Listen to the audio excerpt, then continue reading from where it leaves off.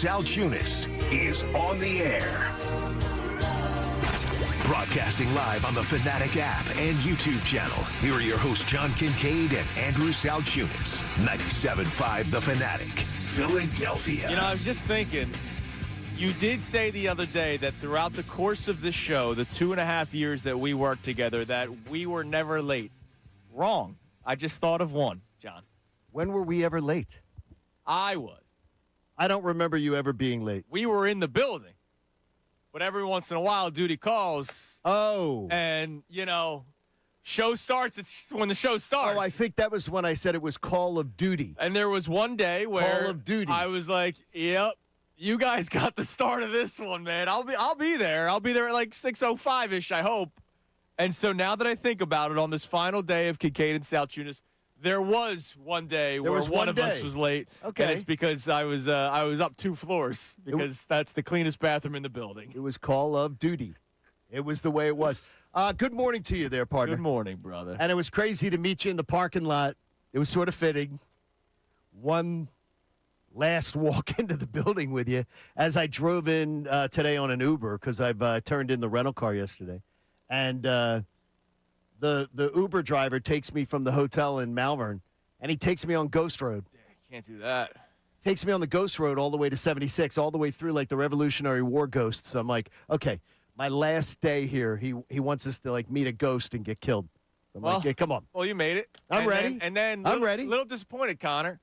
You know, I know. No, I'm thrilled. Connor finally got the haircut I've always been wishing for. That's the big news of the day. Damn it, you stole my joke. I'm sorry. No, I've been always wishing for it. I told Austin in the back, I was like, I know I'm going to start the show. I'm sorry. Let's address the elephant in the room. Connor's got a haircut. But that's all right. No, I have waited for that haircut for a long time, and I really think it's fantastic. You wait until the final day. You don't have the weird Connor, it's a great stash. Connor, it's a great look for you. Thank you very much. Ladies. Connor, that should be your dating profile picture. You should take them now. The only app I'm on is 97.5 The Fanatic. Well, that's a good one to be on. That's a good one to be on. I will still be on it. I won't be on it early though, boys. No, so be sure to reset the show constantly so I can hear what you were talking about earlier. Oh, that's what I'm supposed to do. I ain't catching you early. I can tell you Show that. resets top of every hour. I promise you that. But I was disappointed. I helped him bring his suitcase in, and I know John is a very gracious man. I didn't get a tip. Yes, you did. I said, don't smoke in bed. Oh, okay. And then you said, I do gummies. Yes, that's so I didn't. I don't know how that stuff works. Sounds like you guys are even. That happens well before I go to bed. There we go. All right. So it is Johnny the K's last day, but as John Kincade always says, race through the finish line. That's so what we do. The Kincades, we race through finish lines in our house. There are topics to discuss, but we have some things. I did put John Kincade to work. I said, yo, old man. You did. I did. I called you old man. You did. I said, I'm putting the old man to work. You disrespectful bastard. I have a bunch of things that John Kincade had to do before the show, homework assignments that we will throw your way throughout the course of the show today. Because I did nothing. Yeah. I sent you nothing. I did nothing. No show prep. As promised. Nothing today, as promised. I absolutely just put my feet up and said, go for it. Yeah. But I caught up on Young and the Restless and GH, so That's I'm all good. caught up. Those are the things that are important in life. So I'm all caught up. All right, so where there's smoke, there's fire, right? That's what it seems like we're at right now with the Philadelphia Phillies. There were plenty of rumors yesterday and plenty of talk, and so much so that our man Jason Stark, who joins Unfiltered every single week, he talked about some of the rumors. The team to keep an eye on right now for the Phillies to target players with at the trade deadline is the Toronto Blue Jays, which, man, if you think about it, they were just in the World Series last year, and they are 9 games under 500 this season, 50 and 59. They're selling off. Yeah, I mean, right? they're at that point where looks like they're just going to unload. And so a bunch of names popped up yesterday. John Morosi was the first one to start reporting it. From the MLB Network. Phillies and Blue Jays. Part of it is the spring training complex neighbors. So you're right there. You're seeing players all the time. Clearwater is where the Phillies play. The Blue Jays play in Dunedin, which is like 10 minutes down the road. Really close. A lot of people that do the spring training trips with Philly sports trips will see a game at Baycare Ballpark, and then they'll see a game at Dunedin because it's a quick bus ride there as well. Phillies, Blue Jays. Here are the players that, according to John Morosi, the Phillies have been really interested in. You have Shane Bieber, who at one point, won a Cy Young, one of the best pitchers in Major League Baseball until he had Tommy John. And as we saw with Sandy Alcantara, not every player that gets Tommy John comes back better, right? That's like the old saying in baseball nowadays is, oh, well, they get better when they come back from Tommy John. Tommy John? Well, that's one of our YouTube listeners. Exactly. That's where it is. We're not seeing that with Shane Bieber. We're not seeing that with Sandy Alcantara. And hopefully we can't say the same about Andrew Painter because it's not been going well for him either. Our old friend Jeff Hoffman. Yeah, that's gonna move the needle. Former reliever of the Phillies. That moves the needle. Look, he was a big part of their run last year, until the very end of the World Series going up against the Los Angeles Dodgers. So why would they want to move him? Well, I'll explain everything in a minute. Uh-huh. Kevin Glanzman, who is a starting pitcher, right-handed pitcher, back end of the rotation kind of guy. He's had an up-and-down career. This year he's got an ERA of over 4. George Springer would fit right at home in terms of the age of this roster. And then Dalton Varsho, which is a really interesting name because he would play every day. He's got almost identical splits, left-handed versus right-handed pitching. He is a left-handed hitter, so you go, oh, man, another lefty in the lineup. His splits are the same, whether it's a left-handed pitcher or a right-handed pitcher. But here's what's really interesting about all these players, and I don't know if anybody put this out there. So you're listening to MLB insider Andrew Salciunas. Okay, so you're going to break something here? Not break something, but give some insight that you're not going to hear anywhere else. So far, I can give you insight that nobody else is giving. Okay, what is it? Look at the contracts of 4 of those 5 players. Are they controllable? Only one is Jeff Hoffman. Everybody is a free agent after this season. So you're not giving up a lot. It also goes to tell you what the plan might be going into the potential lockout. If you make a trade for a guy that's a free agent after this season, you don't have him under contract in the dummy year of 2027 that could be no baseball, and then you have them in 2028. In case people don't know, if you have 5 years left on your contract after this season and there's no baseball in 2027, you still have 5 years left on your contract in 2028. It's why the signing of JT Realmuto for 3 years is so horrendous. Was stupid because stupid. You go through 1 year of the 3-year deal. Your second year might not be till 2028 when he's another year older, right? Harper, Trey Turner, those deals took place years ago. So whatever. You couldn't have thought at that point. Yeah, that there was a coming. potential no baseball season. JT Realmuto, the smoke was there. We all knew that if baseball doesn't happen next year, is anybody going to be surprised? Like, it's been talked about. So that's why that contract for Realmuto was so freaking dumb. But I digress. You digress. It goes to show you that right now, according to the reports, a lot of the players that the Phillies are interested in from just the Blue Jays are rental pieces, and then you don't have to deal with the dummy year contract and then have to bring them back in 2028. Okay, There's some insight for you. it depends on what I'm giving up. And I guess if I'm giving up guys that I don't know anything about, I'm okay. That's what it seems like it's going to be. Like if I'm giving up guys that are just absolute, tomato cans, I'm fine. By the way, the Phillies don't have people to really give up, so most of their farm system is tomato cans. Well, then that would probably be it. Then then I'm probably not going to take issue with what they do or don't do. Yes, at that point. So that's what it seems like the Phillies are going to do. Now, Jason Stark heard a little bit differently. He heard that there is interest with the players in Toronto, but he'll go one step further because it's one thing. It's kind of like the Buxton thing. The Phillies are really interested in Byron Buxton. And he's not interested in them. But and then you hear right. everybody else in the world saying, yeah, but he's got a full no trade clause. He doesn't want to leave. He's very happy in Minnesota. He's the only guy in the world that is like thrilled to be in Minnesota.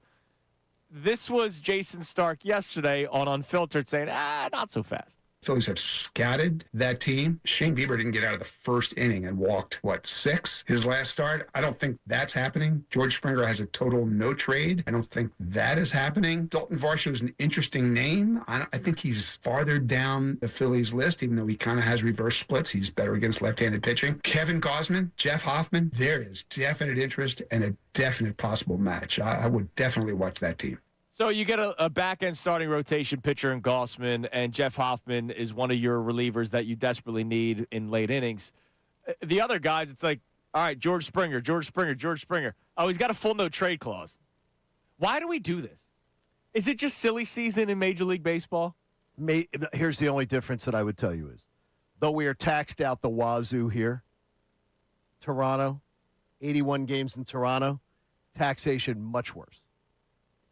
Okay. So So if any truth could potentially be to that, that could potentially be part of it. That's all I could say. That's all I could think of, is that maybe, that could be part of it. Yeah. I don't know. I don't know. I guess I can't think of anything. I mean, I can't think of anything else. But here's what I know. When Jason Stark talks about something, that means somebody has talked to Jason Stark, and he doesn't deal in hyperbole. Right. He's dealing with stuff that he's hearing. Yeah, and it seems like there's legitimate legs to the Glanzman-Hoffman thing. And so here's your sports question. And look, we'll be all over the place today. I made you do your homework assignment. But here's your question at 610-632-0975. If the Phillies end up making trades for rentals, and I'm not saying Tarek Skubal like rental, because he is technically a rental, will be a free agent after this season. Correct.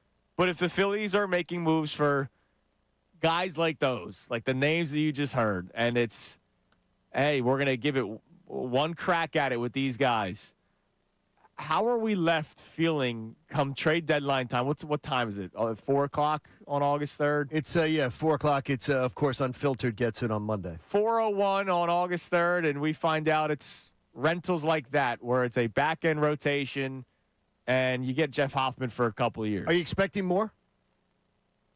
Kind of. I thought Dave Dombrowski was Mr. Empty the Farm System. Yeah, but they don't have a farm system to empty. Well, they have guys. Yeah, but they don't have a farm system to empty. It's okay to have guys, but it's not okay when the guys are... Like, Gage Wood is too much for those guys, right? Like, I would not trade Gage Wood. No, you're not trading Gage Wood for those. For Jeff Hoffman and Kevin Glanzman. But, like, I would trade Gage Wood for a stud. I don't know who that stud is that's available right now, but if we come out of this trade deadline and it's pieces... how are we feeling? Like, I remember, I'm going to tie this into the Sixers. When the Sixers season ended, and you and I were in lockstep saying, yeah, you got to blow this thing up. This is terrible. Before they made the trade Which for Jaylen they, by the Brown way, sort of did. Yeah, well, kind of, yeah. Not the way we thought, but they not did. at all. Yeah, they did.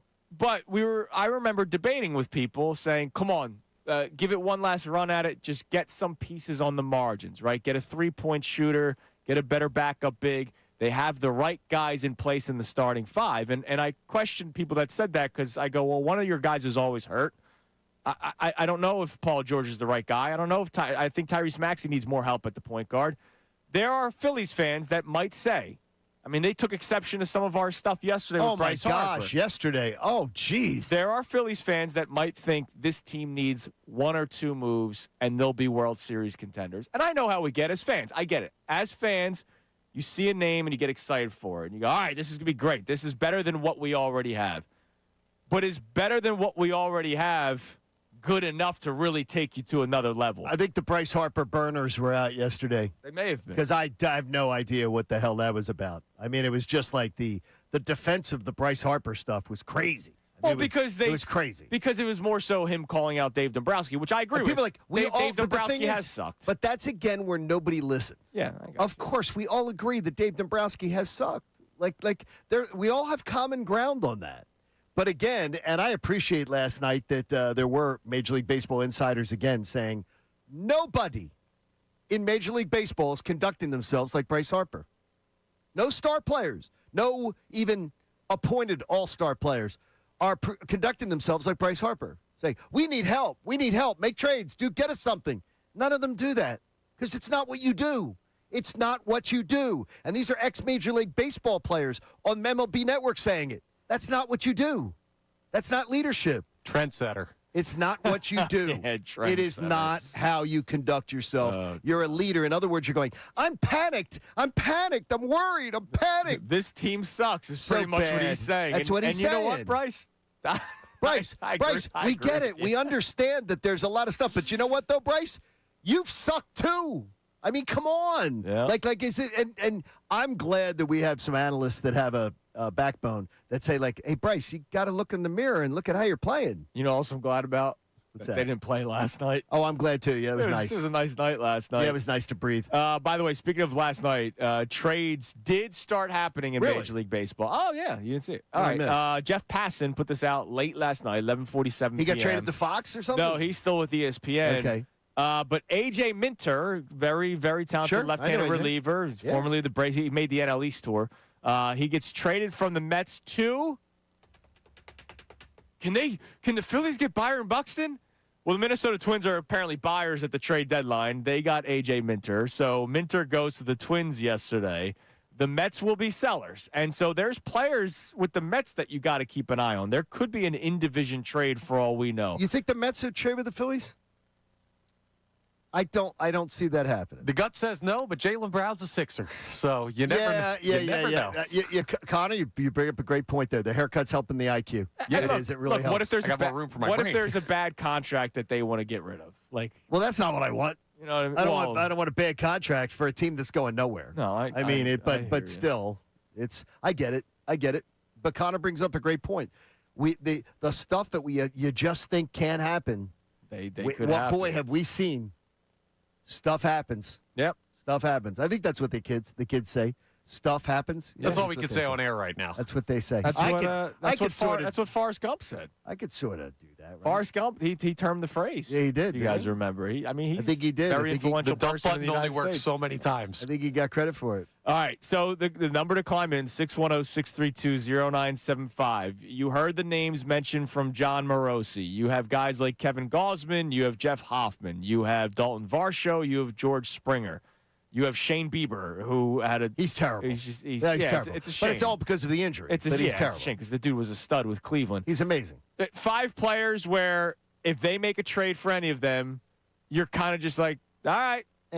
You know, like this isn't Houston Astros George Springer. This is George Springer who's hitting like 220. But, you know, the Bieber thing does have Dave Dombrowski written all over it. Yeah, but he's a free agent. I understand. But it's going to be a low...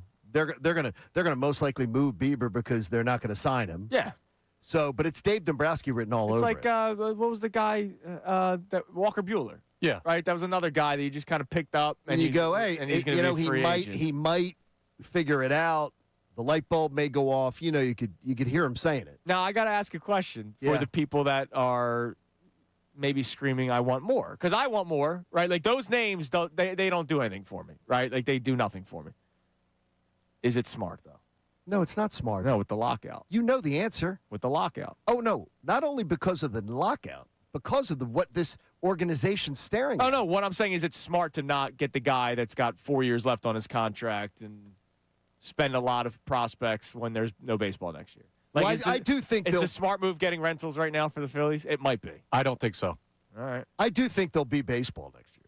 But I just think it's going to be like the Fugazi COVID year. Oh, wait. So what you're saying is next year there might only be like 60 games. So Yes. So they'll come out the gate with pressure on them. That always goes well for the Phillies. You know it. Dude, all right. Prediction time. If it's a shortened season next year, the Phillies aren't making the playoffs. Let's get through this season first, all right? You think they handle pressure well? Yo, guys, we only got 60 games to get to the playoffs. Hey, that's going to be your problem to deal with, but I'll be listening. It'll be 20 I'll and check 40. I'll check in on you. No, I'd rather see the Phils go for the longer-term contracts, though, because they're a team that's already in a bad spot for the future. I think a lot of teams are going to be looking for the rental deals that are contenders to avoid dealing with the CBA issues. And I think the Phillies could corner the market on guys that are movable that are also controllable. Like, I think the Phillies are kind of in the damn the torpedoes territory. Yeah. And I don't think a lot of teams are there. I think a lot of teams are trying to thread a needle. I think the smarter move would be for the Phillies to just steamroll everyone and say, screw 28, 9, 30. We might be able to get a player that's really good, that's going to look bad down the line that nobody else wants. Like the rest of the roster. So they fit right at home. Exactly. It just steer into the curve might be their best play. What's crazy is that you're sounding actually like that. That actually makes a little Dombrowski sense. It really does. That makes like he may think just like that. That may be exactly how he thinks. I mean, at this point, we've been saying it for weeks. They're going to be bad in 2030, regardless of whether or not they make trades or not. Because if they make trades, you're getting rid of your top prospects, so they're not going to be here for 2030. Right. If you don't make trades, well, your farm system sucks. By the way, I got to rip the national media here for a second. All right, and I feel What like do you mean? I feel like I can because I'm technically in that these days. Okay. Right. I saw from the Foul Territory Network. who I really like their stuff. No, I do too. Ken Rosenthal yesterday. Okay. The Phillies likely won't be serious players for Tarek Skubal. Quote, this is not a team with a great farm system, end quote. So he's been listening to me rant about this for months, and Brother, they finally have picked up from the show? Months. Seriously, We've been it's talking stupid. about the Phillies farm system being bad for decades. How does that, how is this? Decades. Think about when the Utley, Rollins, Howard, all those guys were done, right? And you were thinking, all right, who's the next crop of players? There was no crop. It was dry. There was a lot of crop. There was a drought. Oh, crop. They had to sign everybody in order to be relevant again.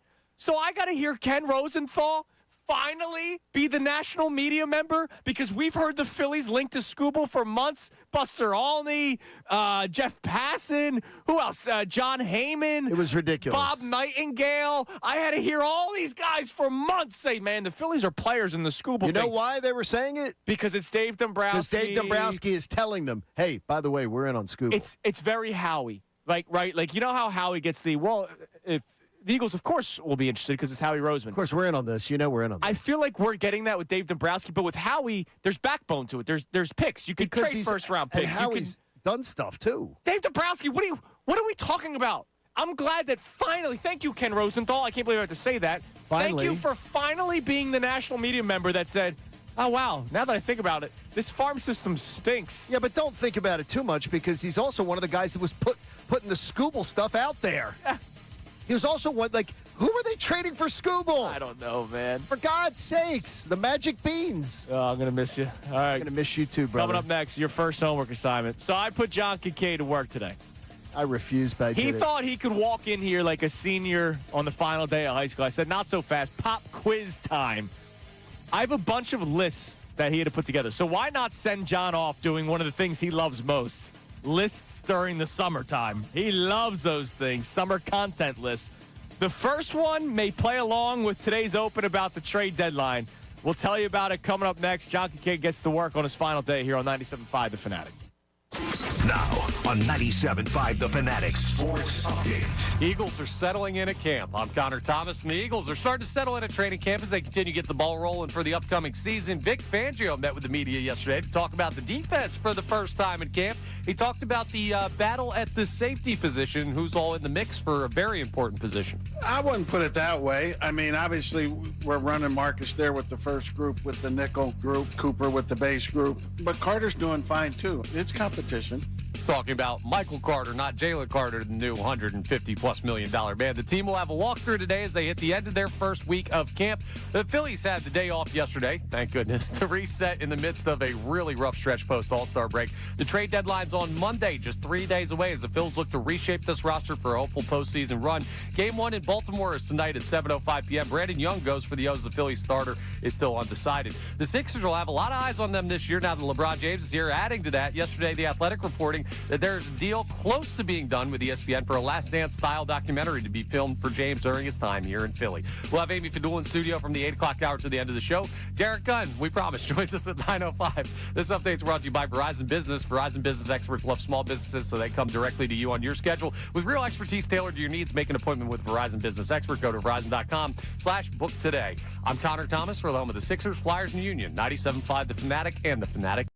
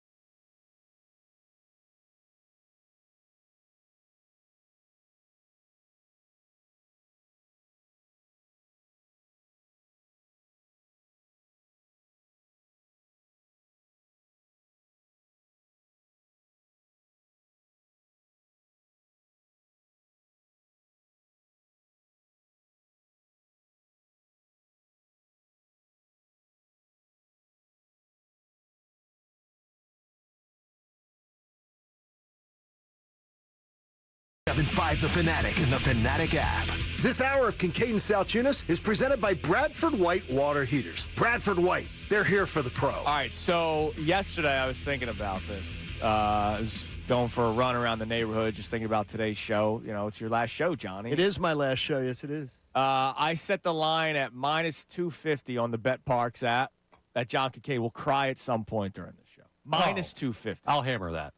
I think I'm going to increase the odds to minus 350. Really? Yeah, Sam from England. I've been very calm today, though. I mean, I was very calm with all you guys beforehand. Yeah.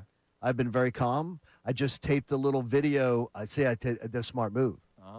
Taped a little video that I can release on socials later on. Well, that's nice.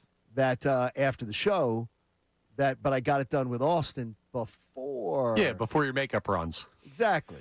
Yeah, You know, well, Sam from England on our YouTube chat wants to know how he could say goodbye. So, voice memos, 610-632-0975. You can call in. I don't know why people think they can't call into the show. Like, Sam, you could. Well, the phone system? Yeah, that's true. It's working today. That's true. We had, a 1-year run of where, the phones just, weren't working? Well, it was a bit erratic. It was a long time. Way too long. Let's put it this way. Alec Boehm was more consistent than our phone system. So, you want to say goodbye to John? That's why we raised the odds to minus 350. 610-632-0975 live line, or you could do the voice memo. Can I say one thing, though? Talk about crying. Yeah. What a frickin' stud our own Jason Martinez is. Yes, absolutely. And if you didn't hear him yesterday on Middays with Marks, the poise, his resolve, his poise, his fight. Yeah. He's unbelievable. He's unbelievable. I texted him last night, basically what you just said. The way he handled it, man. He's unbelievable. God bless him, man. And he's one tough SOB. Yep. He really is. He is a miniature not a miniature version. I shouldn't say that. He is a. What are you saying there, Johnny? He's cut from the same cloth as his mother. Yeah. I knew his mother and his father, and he is his mom. His mama is his mom was Jason, and his father was much more stoic, much more. But I'll tell you this: he's got his father's strength, the stoicness. I was so proud of him yesterday, man. That made me so proud of him. Yeah. Absolutely, man. Absolutely. The under still it still has not hit yet. So. Yep, I got you. Minus 350. Minus 350. My wife said just don't cry a lot because she knows I'm a crier. Minus 350. There you go. I'm almost soon to be minus 370. You're losing money on almost that deal. Minus 375. She said don't cry a lot. All right, don't cry for me, Argentina. Christina would be on that. If she could get on the Bet Parks app, she would. Yeah. You're still in town. I'm still in town. She can't, though. All right. By the way, part of the reason why I thought about that is you almost cried talking about Parks yesterday. I did. Well, believe me. I can tell you this. Absolute lock. I can tell you, to my friends at Parks, I'm going to miss Parks Casino, and I'm going to miss that Bet Parks app. Do you understand? You guys, I don't know that you can understand because it's been so long. The idea of just sitting on the couch and going, I'm going to sit down and watch a game and just saying, put a little $3.74 on it. Yeah, I've been to doing that not for be able to do that. Yeah. And so my daughter was telling me from Utah, well, Dad, she's in Utah, as you know, in Mormon country. She's like, Dad, I'll get you on to Kalshi that Connor's talking about. Yeah. Oh, yeah. She says, we'll get you on Kalshi. We'll get you on. She goes, I'm going to teach you, Dad. All right. She's gonna teach you. That's Promo code Fanatic. Boom. There you go. That's good work by you, Connor. All right, John, I put you to work today. I did. I said, yo. And I did my work. I said, yo, old man. Yep, you did. I literally called you old man. You I said, did. You're not done yet. So John Kincade loves doing lists during the summertime. Oh, yeah. It's my favorite. It's I always think it's great content for a lazy radio station. It's a shame that no schedules dropped recently because then we would have done W's and L's today too. But I figured Sixers schedule didn't come out. Yeah, you're right. So, by the way, I was dreading that. I'm like, dude, don't tell me it's going to come out. If it drops today, don't tell me it was coming out. We are doing W's and L's. There you go. All right, so I gave John a list of topics that I want him to do his top 5 for, and for this segment, I want you to do 2, and then over the course of the show, we'll probably we'll focus in on 1 each segment. But sports talk radio is a beautiful thing, man. We get to talk about our favorite teams. We get to talk about sports for a living and get paid to do it. It's great. There are some things that people go, oh, my God, this topic again? Yes. And unfortunately, sometimes we also don't want to have to talk about it. But if it's the big story of the day, you got to swallow your pride and you got to just do it, right? Talk about it. Did we want to talk about A.J. Brown being traded every single day? No, we did not. Not really, but that was the only story. It was the biggest story, and A.J. Brown brought that upon himself. So, John, I asked you to do your favorite and least favorite. You can pick first. Do you want to do favorite or least favorite reoccurring topics over the last 2.5 years of Kincade and Salciunas? Your top 5 least or top 5 most favorite reoccurring topics? Okay, let's do least. Okay.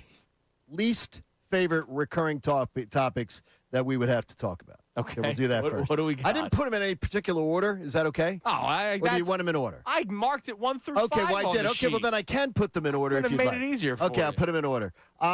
Okay, then I'll go. No, I can do it in my head of the thing. Number 5 would be anything that involves the Phillies daycare, stubs, or vibes. That's like Curmudgeon. talking about vibes with the Phillies. You hated happiness. Vibes meant nothing. Vibes didn't do anything. Vibes wasn't a thing. Vibes meant nothing. And having DJ AAA didn't do anything for them. God. I mean, I hated that. Anytime that came up, it was like, oh, That's geez. fair. Here's the daycare. Oh, do you see them? They're having so much fun with the seeds. The seeds. Look at that. Now they're all like 40 years old. Exactly. Haven't done squat. It's like, yes. Number 4 would be anything that involves discussion of Joel Embiid's health. Yeah. So we're talking about, if Joel's healthy, Yeah. when Joel's healthy, that talk of just having to cut every single discussion having to be, well, if Joel's healthy, whenever we get into those storylines and it has to be about, well, this year is going to be the year he's healthy. That would drive me nuts. Number 3, the Phillies' lack of prospects. Yeah. The Phillies minor league system, I thought in the 6 years that I was here, this would be fixed. I'm glad I was able to talk about it going into the break. Right. I think it's worse. Ken Rosenthal finally saying, And I think it's worse. oh, it's not good here. I actually think it's worse than when I arrived. I think it's worse because they pawned off prospects to be able to get some players over the years. They've got nobody now. I mean, it looks like a burned out Big Lots. I mean, it's bad. Number 2, anything about Philly sports what ifs. Yeah. Well, if Game 7, if that ball, they would have Sixers would have won the then they would have won the next series, and they would have won the next series, and if this happened, they would have won. I hate what if sports, what ifisms when it comes to sports conversation. Alshon doesn't drop it. I'm just saying. I always heard that I one. still believe it. I still believe laughed at they it. are in the Super Bowl if Alshon Jeffrey doesn't drop that. they're gonna if they win that one, they then have to get 2 more first downs to win to score Light work. to win that game. No, that one actually, I believe. The Dodgers thing if Trey Turner threw the ball, jeez. They would have won the World Series. No, I'm that gonna was the first yes. round. Oh, exactly. Hey, I do believe you win Game 1. That whole series is different. All right. And number 1, I think you know this one. You know this one from me. Jalen Hurts. No, the least favorite recurring storyline to talk about in this town. Oh, I thought it was like Jalen Hurts discourse. Oh no, the process. Oh. Anything that involves the stupid ass process. Well, of course, you worked with me over the last 2.5 years, so you know it came out. Anything that involves that stupid ass process is the least thing I love talking It got about. you LeBron James. People talking about that dumb process. Got you LeBron James. Joel Embiid was part No, of it the did process. not. It did Joel not. Embiid was part of the recruiting don't process. try spinning that. To get LeBron James. Hey, by the way, that story changed. Yeah, it was more like LeBron going, "Hey, are you going to be in shape? Are you going to be healthy?" Yeah. That's what I want to know. Well, not like being recruited. He was at, so two of the 5 stories is the reason why LeBron James is here. No. If Embiid is healthy and the if Embiid- process, it just saying. Just drives me crazy. All right, now what were your 5 most favorite recurring topics? By the way, people have chimed in on YouTube. Appreciate you. Okay. Trevor Rice's least favorite, whining about Alec Boehm. Oh, jeez. Wonder where that came from. Well, because that's his favorite player. And Lee Price, not Lee Bryce, the country singer. Lee What's Price. up, Lee Price? Everything Phillies related. Okay, see, that works. Favorite recurring storylines to talk about, no questions asked. I think, to me, the Zach Wheeler dominance would be 5. Oh, yeah. Is Zach Wheeler continuing to just being able to be penciled in year after year as such an amazing, amazing guy? No questions asked. I think in the same vein, number 4 would be the Eagles changing draft night to be a success. because when I got here, Oh, yeah. there were hosts on this radio station who were wanting Howie Roseman fired. I raised my hand before And in you my even very said it. and in my very first year in the air, I'm saying I don't know who these people are Oh. that want Howie Roseman fired, but I said I think it was moronic to want Howie Roseman fired. Well, he didn't know how to draft for many years. Draft night being a success has certainly changed. Yeah. Number 3 on that list is the Eagles sustaining excellence over 25 years, because I never thought I'd see it. Yeah. If you told me the first half of my life that I lived where like Connor is sitting right now, if you had told me that the second half of my life was going to be this as an Eagles fan after what I lived through the first half, I never would have believed you.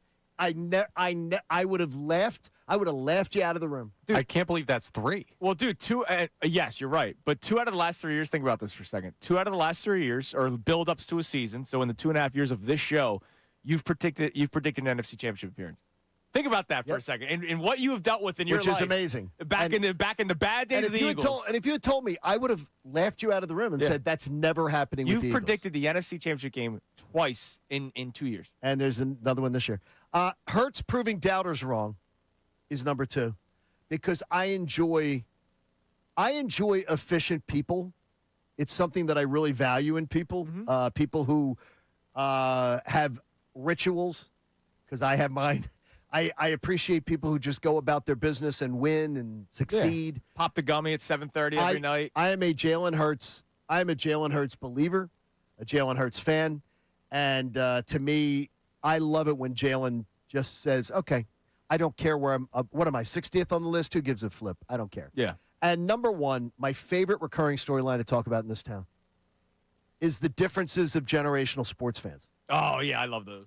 I love talking about how your generation looks at sports, how mine does, how you guys, the spoiled brat generation, how like when it comes to Eagles, how you guys are the spoiled brat generation, and how I lived it, how we all generationally consume sports differently, how sports fans, by the way, in this town have changed for the better. Mm-hmm.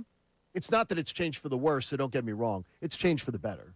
As far as behavior, levels of behavior. Yeah, we got to be a little bit harder on players sometimes. But in some ways, it's changed for the worse. Sure. Because now we just accept mediocrity, and because we like people's walk-up songs. Vibes, man.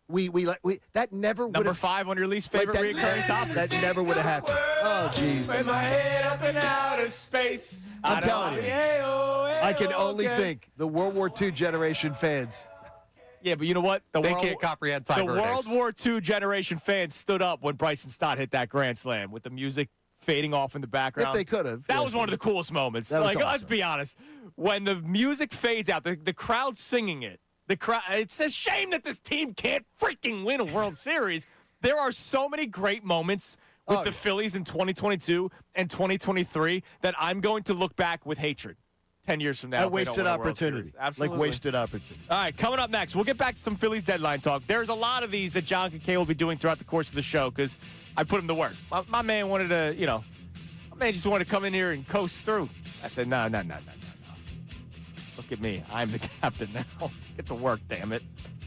Guess what? Here's the keys. Run. Yesterday, we had a conversation about players on the active Phillies roster that are movable. Are there any that should be prepared to lose their job, at least for the rest of this season? There's somebody that I have my eyes on. I'll tell you who next. It's Kincade and Salciunas here on 97.5 The Fanatic. John Kincade is leaving Philly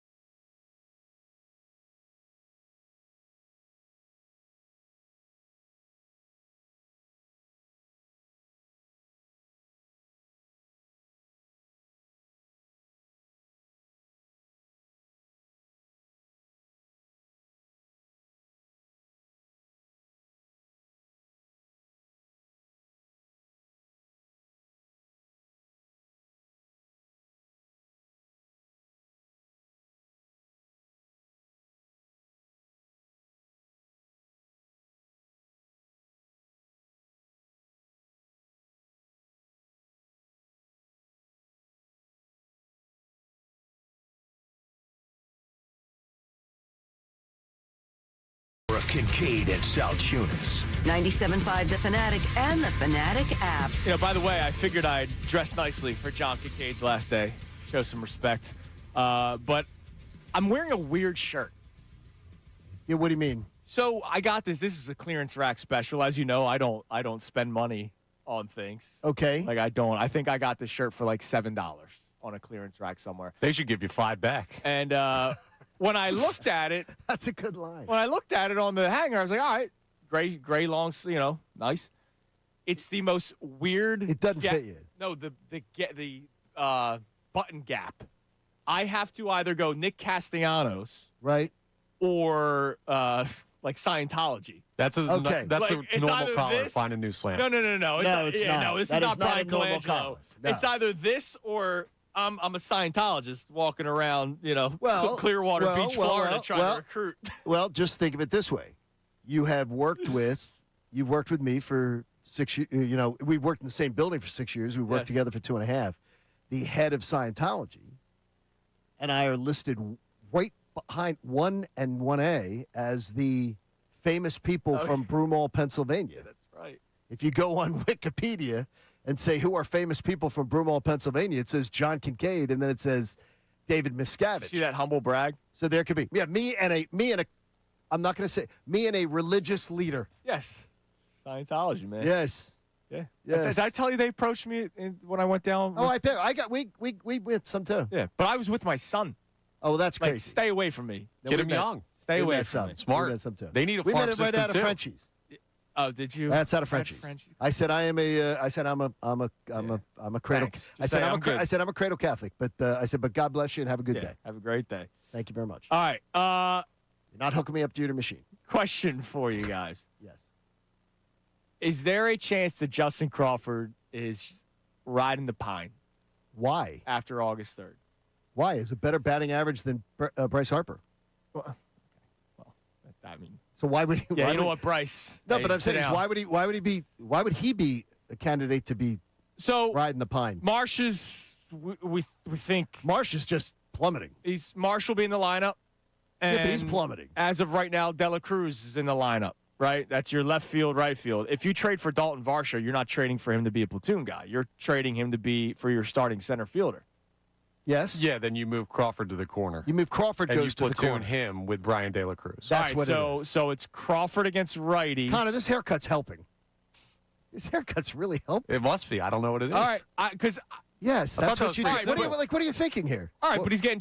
I'm just like Justin Crawford. Justin Crawford has been one of their better hitters. They've been so weird with him. Remember in had the been. beginning of the year, he was supposed to be an everyday player, and Yeah. they waited like 3 games to Oh yeah. not do Oh, yeah, that yeah. anymore. Well, that's what they did. I just wonder, like, if you bring in Varsho, like Varsho's your center fielder, period. There's no question. He's your center fielder. And remember, Crawford, the talk was always he's eventually going to be a corner outfielder. That's what people were saying, around baseball is that he'll be a Yes. corner outfielder. So you think he platoons. And look, his splits against right-handed pitching, he's hitting 265. We know that he's got no pop, but he's at least He's got no pop. he's getting on. He's hitting the ball. He's getting on base. He is. He can't play against lefties right now. It's a shame. I mean, because again, this is supposed to be a contact hitter that's getting on base regardless of the pitcher. We heard all about that. We did hear that is Oh, my God. that is absolutely how he was built. Doesn't matter what side the pitcher's thrown from. Justin Crawford's going to be That's how very he consistent guy. that's how he was built. And he might yes. be. No, he might be. Like he's 20. Well, how old is he right now? 21, 22. He's 22 years old. That's Like, why you have to let this breathe. But the Phillies are like they're the organization of asphyxiation. They don't let anything breathe. Yeah, but right now, are you They playing choked him the in a playoff game against a lefty? No. I'm not even worried about the playoffs right now. I'm Oh, I worried know, about you're just. I want the guy to play though. I absolutely want him to play. For God's sakes. Dude, post-trade deadline, if he's a platoon guy, that's what it is. I'm not going to play him just to play him. You got to start winning baseball games. He is not the reason they're losing baseball games. No, but he can't hit against left-handed pitching is the point The we're making. stars of this team aren't performing. Yeah, nobody is. That's the reason they're losing baseball games. The high-priced guys aren't performing. That's why you're losing. Justin Crawford the other day had higher batting average than Bryce Harper, for God's sakes. And they're saying this rookie's a problem? He's the problem?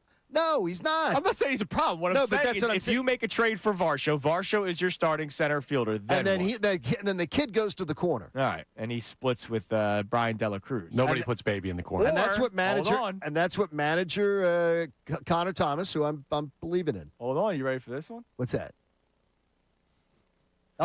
He's laughing in his a $5 shirt. Just saying, $7.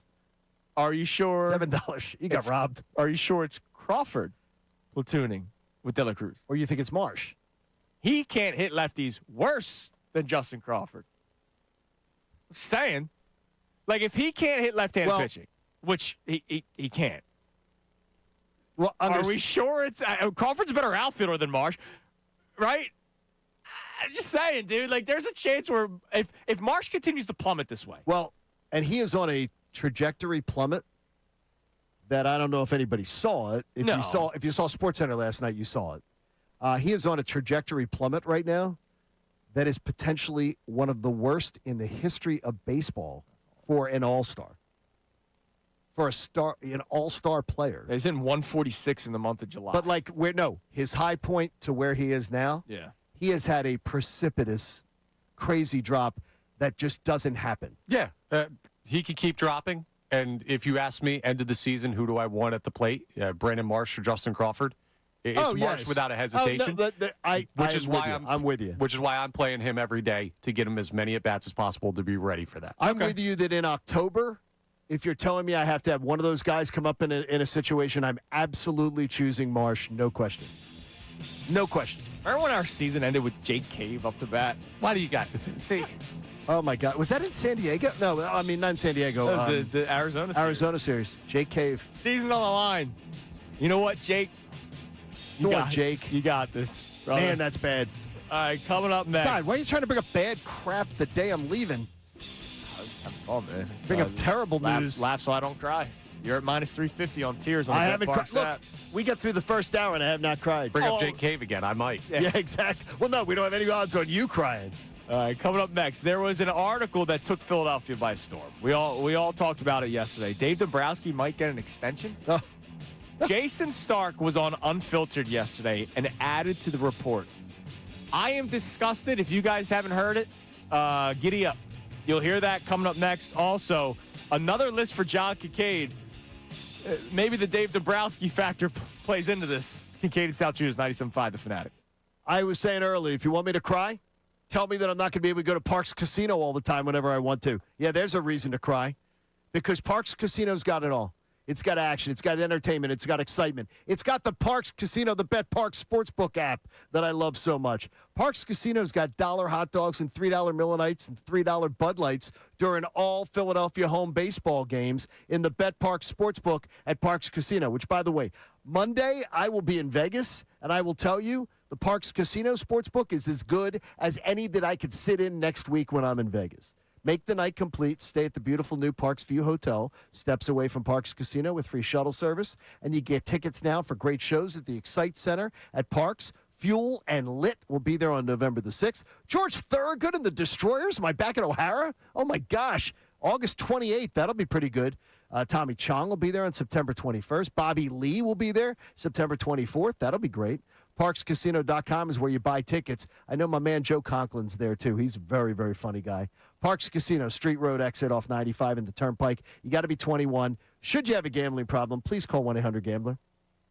Now on 97.5 The Fanatic Sports Update. Birds are still working. I'm Connor Thomas. And the Eagles, they're starting to settle into training camp as they continue to get the ball rolling for the upcoming season. Defensive coordinator Vic Fangio met with the media yesterday to talk about the defense for the first time in camp. Of course, the big news around the start of camp was Jalen Carter's big-time contract. He talked about what that affects with the way Carter's working. Part of when you give a guy a contract like that, you're also, well, what's this guy going to be like when we do this? So obviously Howie's confident that in this case, hopefully he'll pick his game up even more.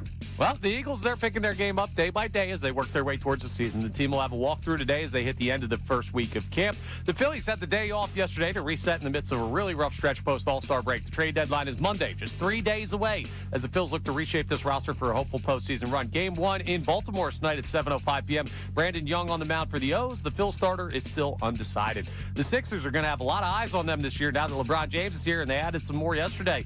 The Athletic reporting that there is a deal close to being done with ESPN for a Last Dance-style documentary to be filmed for James during his time here in Philly. We'll talk to Amy Fadul from the 8 o'clock hour to the end of the show. Derek Gunn joins us at 9:05. I'm Connor Thomas for the home of the Sixers, Flyers, and Union. 97.5 The Fanatic and The Fanatic.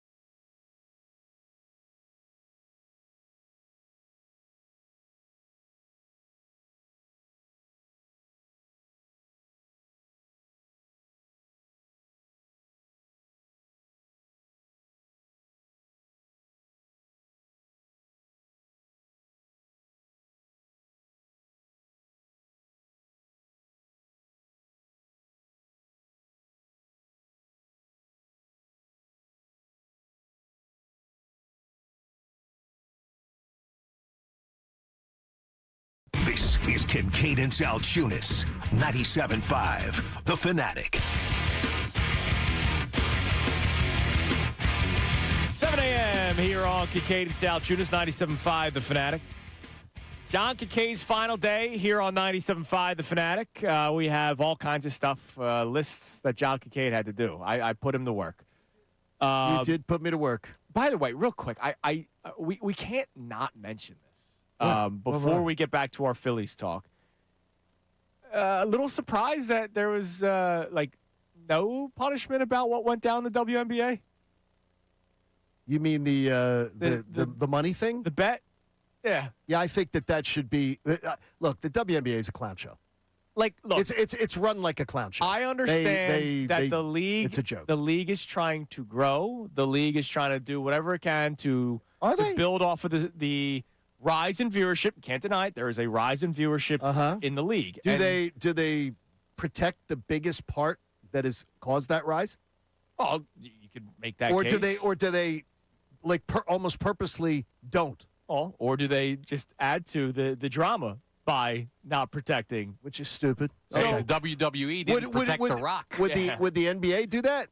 Well, so I No, thought the NBA protects But its hold on a stars, second. yes. Hold on a second. This is look. We don't know the full story. I know there's gonna be a documentary on it and all that kind of stuff. The whole Shohei thing. Like, I still By the way, I will watch that. tinfoil cap. Like, Come on. you mean Come on. you mean to tell me you had no idea? That, Come on. I get it. He's a millionaire and blah blah blah. But I said to you, if you remember, one of the topics on Kincade and Salciunas over the last 2.5 years was this is going to go away so fast. You and I disagreed on this immensely as to how fast. We both agreed it would go away. Yeah. I never thought it would go away. You were insistent. I was like, dude, this is gone. Baseball's on the rise. You were like, it's going to go away so fast. And I'm like, okay, Andrew, it can't go away that fast. and it went away. No, it went away in the blink of an eye. Like, dude, Ippei's in jail. Shohei's hitting 50-50. 50 home runs, stealing 50 bags. Like, nothing happened. Like, it went away. Dodgers reporters weren't asking questions. Oh, no. Well, they're all Because a bunch of lapdogs. he was the crown jewel. And Yes. so, in case you don't know the story that's going on in the WNBA, during the All-Star break, Paige Beckers, who's one of the WNBA stars, and Angel Reese, a lot of people know Angel Reese more so because of the Angel Reese versus Caitlin Clark college days. Sure, and absolutely. look, she's putting together a decent career in the WNBA. Beckers and Angel Reese, during the All-Star festivities, they were doing like a shooting contest, and Angel Reese beat her and won like $400 or something. And then they recorded a video saying, all right, we play each other first game post All-Star break, or one of the first games post All-Star break. If your team wins, I'll give you the $400 back. If I win, I don't know if it's she keeps it or Becker's gives her another $400. I don't know if there was more money going to Angel Reese. The WNBA social media accounts posted the video. They did. Like, ha. This is funny. No, it's not. It goes against everything that we are talking about, especially today, right? Like, and take all the WNBA jokes aside. Like, right now in the world of sports, with everything that's going on in gambling, there's a lot of stuff. There is a quarterback that is not going to be playing college football because of it, right? He was no, he's not playing at all. The NFL did not allow him to do the supplemental draft. Like, he banned for a year. Like, he'll be in the NFL at some point next season, but he is literally not playing football because of this. Class A, gross, right? Like, literally gambling on pitches. I'm going to throw a ball here, so bet a lot of money on a ball. Sure. We see what's going on in the NBA. With Jonte Porter, he's out. There's a bunch of players.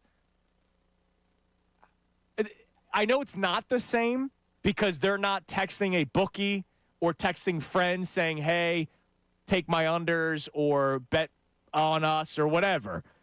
But this is still, they technically gambled. It's so stupid. I'm surprised there wasn't at least like that nobody had the awareness to go, we shouldn't post this. Yeah, like I'm more.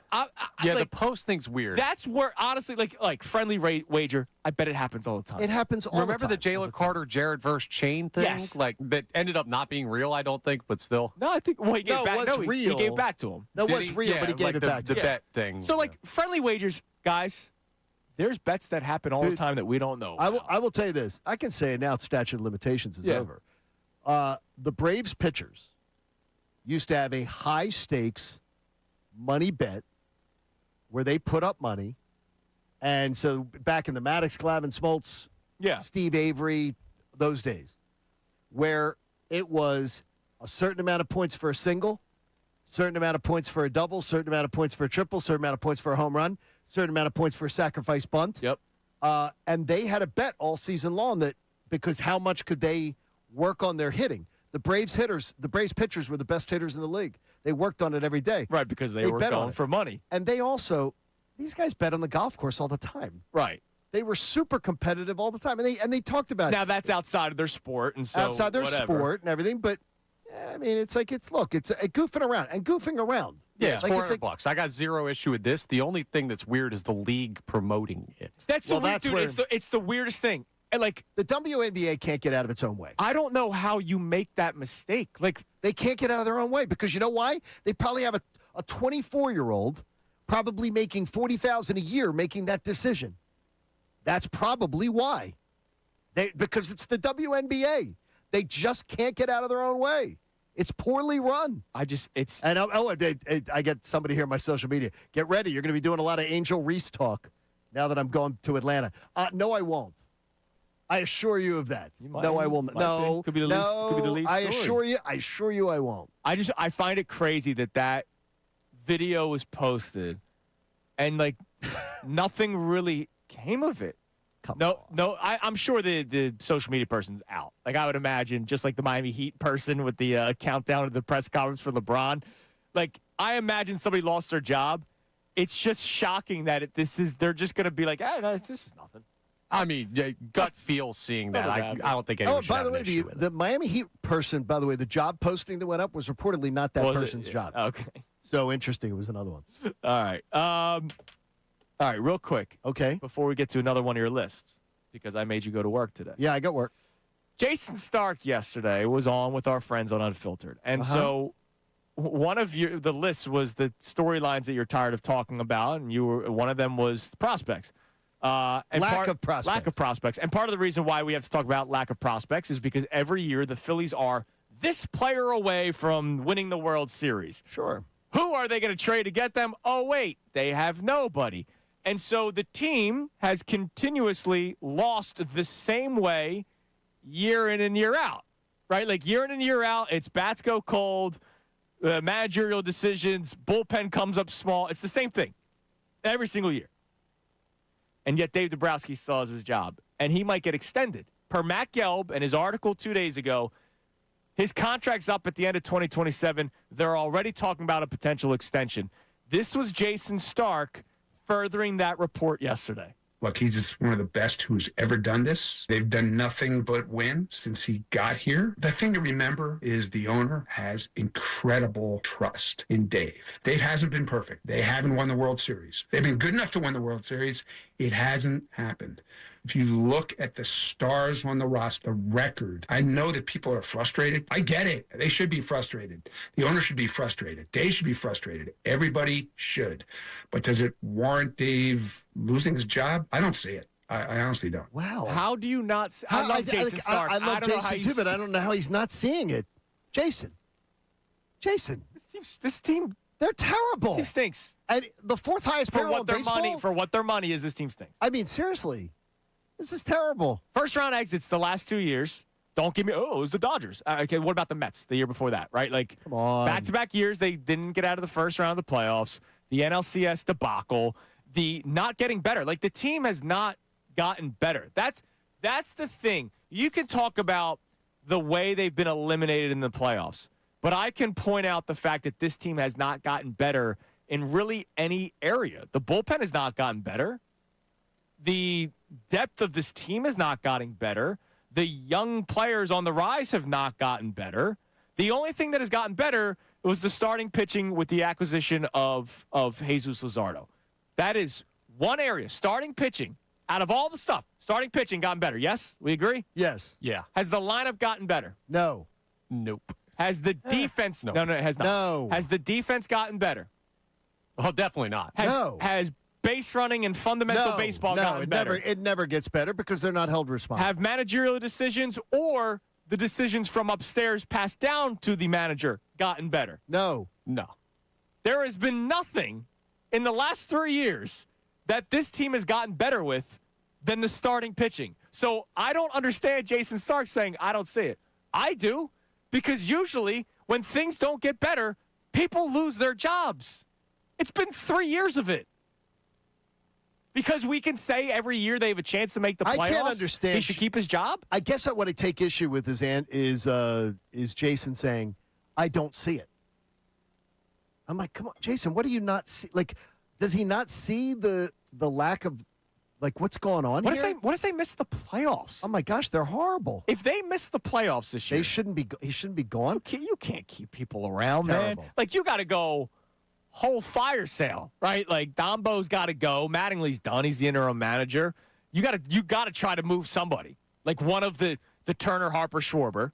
If there's anybody that you're going to try to move, it would be Turner before anybody else. If they don't make the playoffs, I can't say it. I can. I would get rid of a lot of people. Front office on down.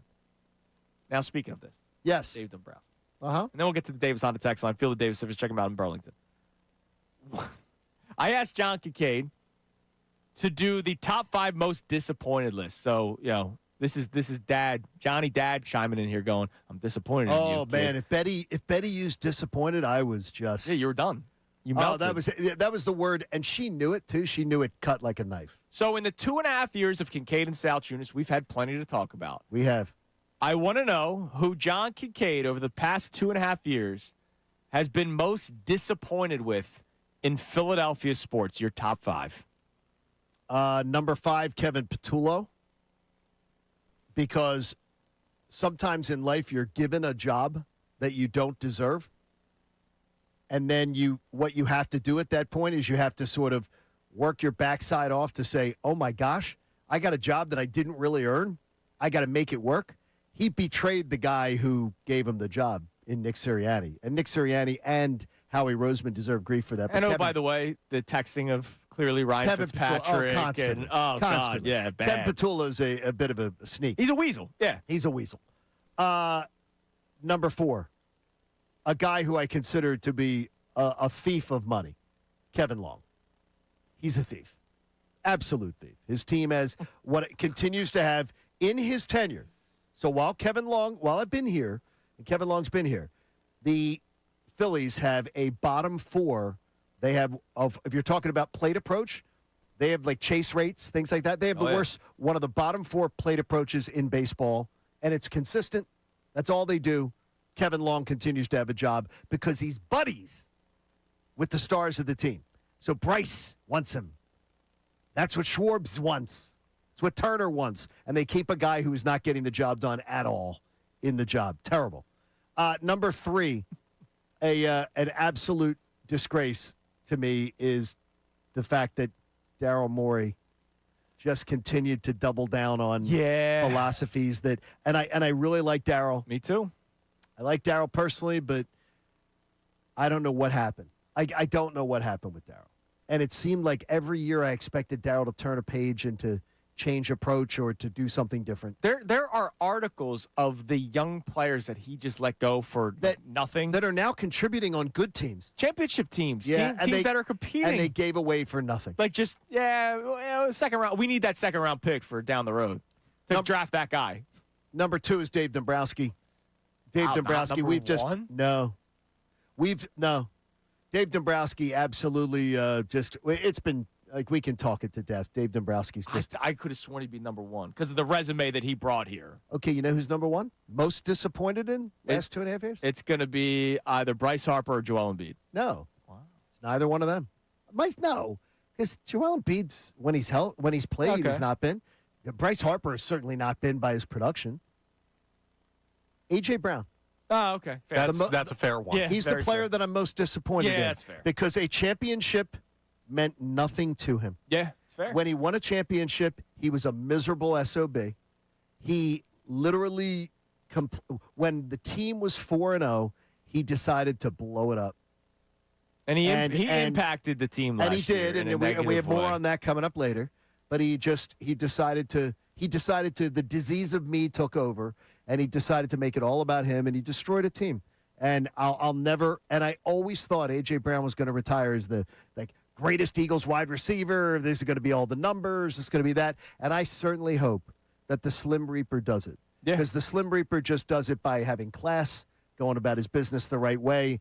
And Devontae Smith does everything you want in a teammate. He's everything you want in a teammate. Unlike what A.J. Brown was. A.J. Brown's the biggest disappointment to me because I love A.J. I think that's a very, very good answer. Yeah, A.J.'s the most disappointing to me. Now, we can talk about it. You said get into it later. We can just get into it now. Sure. What did I text you guys yesterday? Oh, my gosh. Score another one for the pothead? Every once in a while, you get into the deep thoughts and you go, all right, is this the gummy or am I onto something here? I thought when we talked about it yesterday, but it was from 2 days ago, listening to the press conferences and hearing the players talk, that the Philadelphia Eagles were going to lean into something. And they were going to lean into the post A.J. Brown, we're all in this together, we're all on the same page here, no drama, blah, blah, blah, blah. And Ian Rappaport yesterday, maybe he's listening to the show for all I know, straight up reported, it's a lot quieter in Philadelphia training camp this year because A.J. Brown's not there. And look, I kept saying it. I called it out. You did? Multiple times from people that I knew within the team, employees, some players, that it was an absolute falsehood that everybody supports A.J. Brown. Everybody just loved. Look, everybody loves A.J. Brown. That is a fact. That was he was overwhelmingly really loved as a person. But there were people last year that just wanted to frickin' strangle him. Yeah. They wanted to strangle him. But they couldn't say because he was exhausted. Because if they said anything publicly, then it becomes a big story. And they were told as an organization, zip it. Yeah. We're trying to make a deal. He had gotten a deal. But Mr. Lurie had told him, we'll honor it. We'll get you out of here when we can. And so the organization, as an organization, it's a good organization. Don't say anything that's going to cause any problems. We want to get the most for him, blah, blah, blah, blah. Can't believe Diana Rossini made all that up. Oh, my gosh. During pillow talk. Isn't that amazing? I That's can't great. believe it. All right, let's go to future me. Future you? Andrew in Baltimore. I mean, I'll be there Saturday. What's up, Andrew? Am I calling in from the future? What's up, guys? What's How up, you dude? doing, Andrew? Doing well. There's been so much negativity with the Phillies recently, and it's all warranted. Oh, yeah. Dombrowski hasn't done a great job at all, and Harper's comments have been awful, but the Orioles aren't really a good team, and I'm really hoping the Phillies can just kind of turn a corner. Hopefully Harper kind of puts all that besides him, really kind of realizes that he needs to rally the team up, really be that leader. I'll be at Camden Yards. I haven't seen the Phillies since I moved down here. So, I mean, I'm really excited to see the guys. But I really hope that it could be a turning of the tide to some positivity heading into the weekend. Yeah, it sounds good. I'll be there too. Enjoy going down with Philly Sports Trip. So maybe this is future me, just calling in. Andrew, I will say this, though. I hear what you're saying. All right, Orioles not playing good baseball. This is the chance to turn it around. The Marlins lost 12 straight games, brother, and then they swept the Phillies. I hope you're right, man. I hope a series against a lesser team can spark something. I am worried that they're going to be tight these next 3 games because there might be some players wondering, what's my role going to be in a couple of days? Am I going to be a starter? Am I going to be a platoon player? Am I going to be wearing a different jersey? Because I think everything's on the table with this squad right now.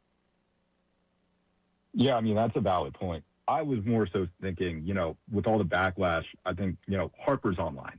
He's heard everything. Mm-hmm. Maybe that could do something. But, I mean, I understand where you're coming from. I mean, Marlins, you can't lose those games. I mean, that's just awful. You can't get swept by them. And thanks for the call, brother. Hopefully, I see you down there. You can't get swept by a team that's lost 12 straight games. No, can't do that. And by the way, you can. And 2 different ways where you blew it. Yeah, and they came back and beat you. It was just such an embarrassment. All right, what do we have on the Davis Honda text line? Field of Davis Siffers. Check them out in Burlington. You can text the show 610-632-0975. What do we got? Yeah, so we have a bunch of people checking in that want to say hi to Johnny for one last time here on the Fanatic. Kev Ray and Broomall here says, yo, Kevin Johnny, Ray. Good luck in Atlanta again. I'll keep an eye out on Doc. Hit him straight when you're down there. Thanks, buddy. God, I've known Kevin. He's one of my brother's good friends. And thanks, Kev.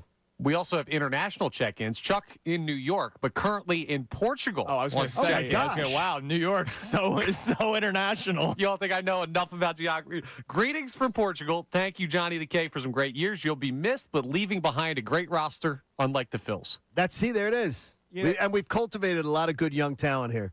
Yeah. It's going to be great. Yeah, it's pretty special. This guy's on his vacation in Portugal, Texas. That is awesome. We That's appreciate sweet. you. We appreciate that. You. It means a lot.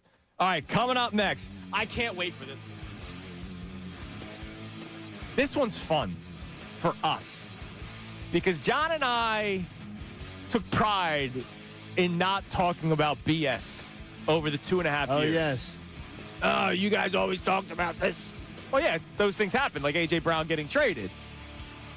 I asked John to put together his top 5 lists of the stories that never really had legs to them or were never real, and people felt the need to talk about them. Like, trade deadlines approaching, and there's players that people want, and they're not going anywhere. And yet we talked about it, not just this year, but the year before that. Not trying to give John any answers. He already did his. Coming up next, the top 5 storylines that were never really real that people felt the need to talk about in Philadelphia. That comes your way next here on The Fanatic. Got to tell you that if you're getting ready to move or you're organizing a garage, look, I'm moving today. I'm flying out this afternoon. And I'm leaving town, and my buddy Joe Amicone never cleaned out that freaking garage. He never got himself a Bagster, the dumpster in a bag. He never spent $29.99 and got a Bagster. I'm telling you, it's one of the biggest disappointments of my tenure here at the Fanatic. I've told you how the Bagster works. It's easy. You get it at Home Depot, Lowe's, or local home improvement stores. And one of my best friends from childhood never took the time to get himself a Bagster. It's simple. You buy it, you fill it, you schedule your collection, and it'll be gone. He's going to be Poppy soon. That's going to be his name when he's a grandfather. He's going to be a Poppy soon. And he's going to have this horrible garage with junk everywhere because he never got a Bagster. You set up the Bagster, you clean it up, you put it in, you schedule collection, and it's gone. The Bagster's awesome. To find the store nearest you where you can pick up a Bagster, go to Bagster.com. I can tell you this. If I can set up a Bagster, you can set up a Bagster. It's simple, it's easy, and it's just $29.99. So for one last time, I implore you, don't be like Joe. Be better. And don't embarrass your family. Clean out the garage. Clean out the attic. Get yourself a Bagster. It's the dumpster in a bag. Now on 97.5 The Fanatic Sports Update. Fangio focused on safety. I'm Connor Thomas, and the Eagles are starting to settle into training camp as they continue to get the ball rolling for the upcoming season. Vic Fangio met with the media yesterday to talk about the defense for the first time in camp. He talked about the battle going on at the safety position. I wouldn't put it that way. I mean, obviously, we're running Marcus there with the first group, with the nickel group, Cooper with the base group. But Carter's doing fine, too. It's competition. And that's one of the few spots on on the roster that we'll be watching closely in camp to figure out who's working out where. The team will have a walkthrough today as they hit the end of their first week of camp. The Phillies had the day off yesterday to reset in the midst of a really rough stretch post-All-Star break. The trade deadline's Monday, just 3 days away as the Phils look to reshape this roster for a hopeful postseason run.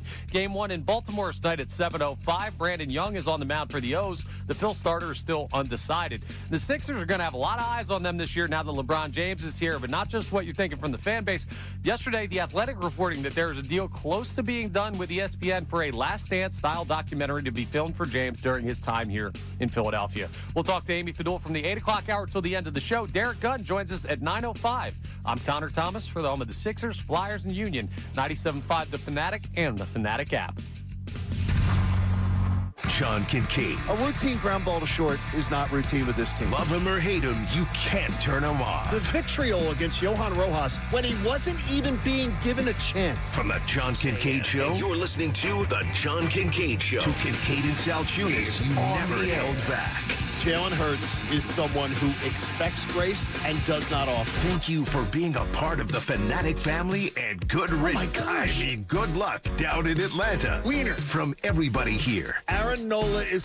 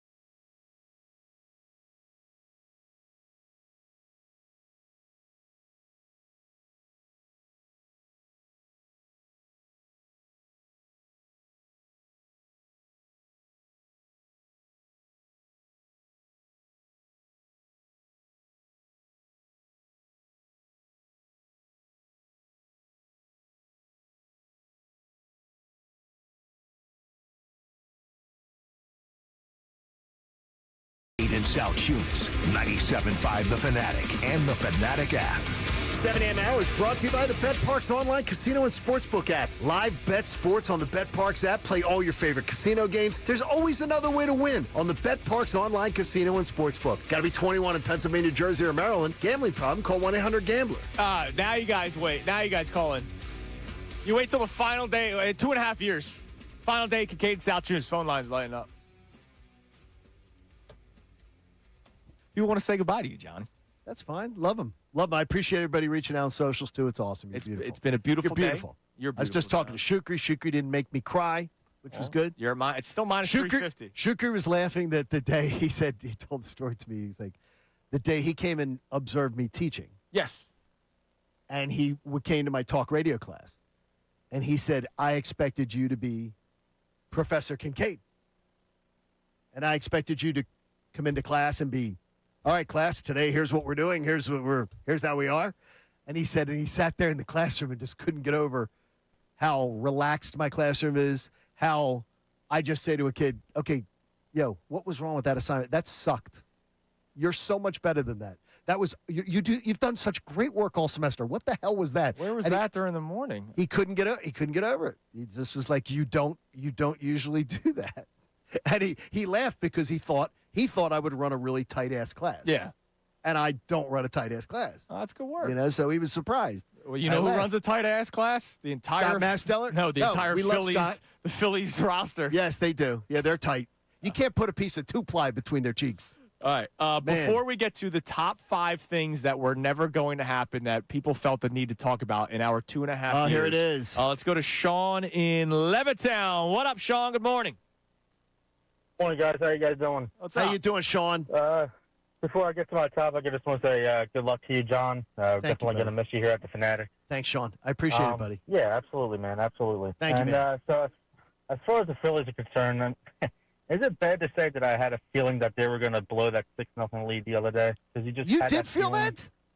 I mean, there was what was it, like the 4th inning? They scored, it was 6-0, and then they didn't score again for the rest of the game. Which is very typical. I did not feel they were blowing that game. No. I just had a very eerie feeling because of I don't know. I just had that feeling. Marlins losing what was it, 12 straight going into the series, and I was like, this is going to be good.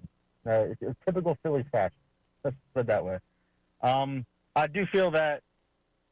Well, how do you guys feel about Zach Neto? Do you think that they're going to go after Zach Neto for? I mean, it's being reported from the top reporter in Major League Baseball, and Jeff Passan, and so that must mean that there's legs to it. It's just if there's a market for him, the biggest issue with the Phillies, as we have talked about for unfortunately like 30 years, is that they don't have a farm system. And if where we're at right now, not that the Dodgers need Zach Neto, but the Dodgers can say, we'll give you 2 prospects to the Phillies 4 that they have, and these 2 prospects will do more.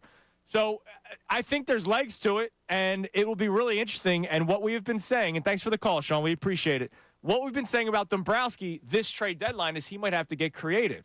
And by creative, it might mean moving people that are on the active roster. It might mean moving people from a different to a different position. Like if you bring in Neto, he's your shortstop.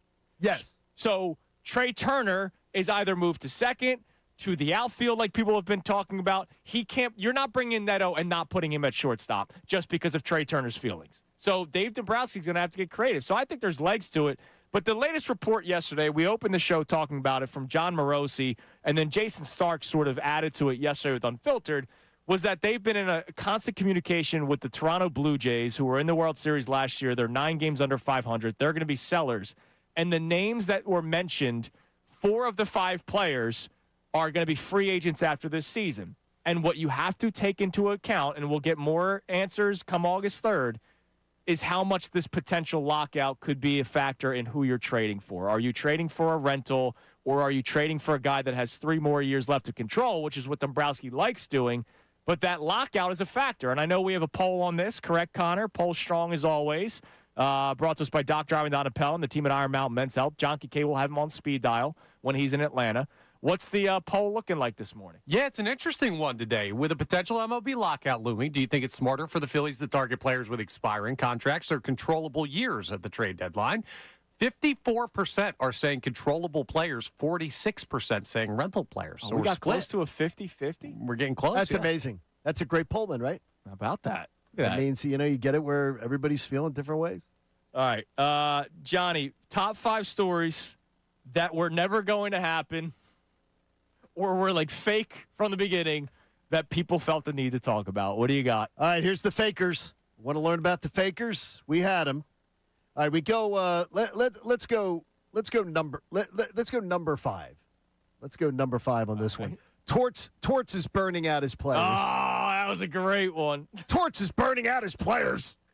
Torts burns out players. That's what he does. It's his history. No, in fact, John Tortorella has a history of 3 of the longest tenures of any NHL head coach in history of the game. And then look what he does last year with Vegas. Torts burns out his players. It was like the stupidest. Some parts of Flyers Twitter is the stupidest part of Flyers Twitter. That was a really, really dumb one. That was really, really bad. Let's go guns blazing on his way out. That was bad. Yeah, that was a bad one.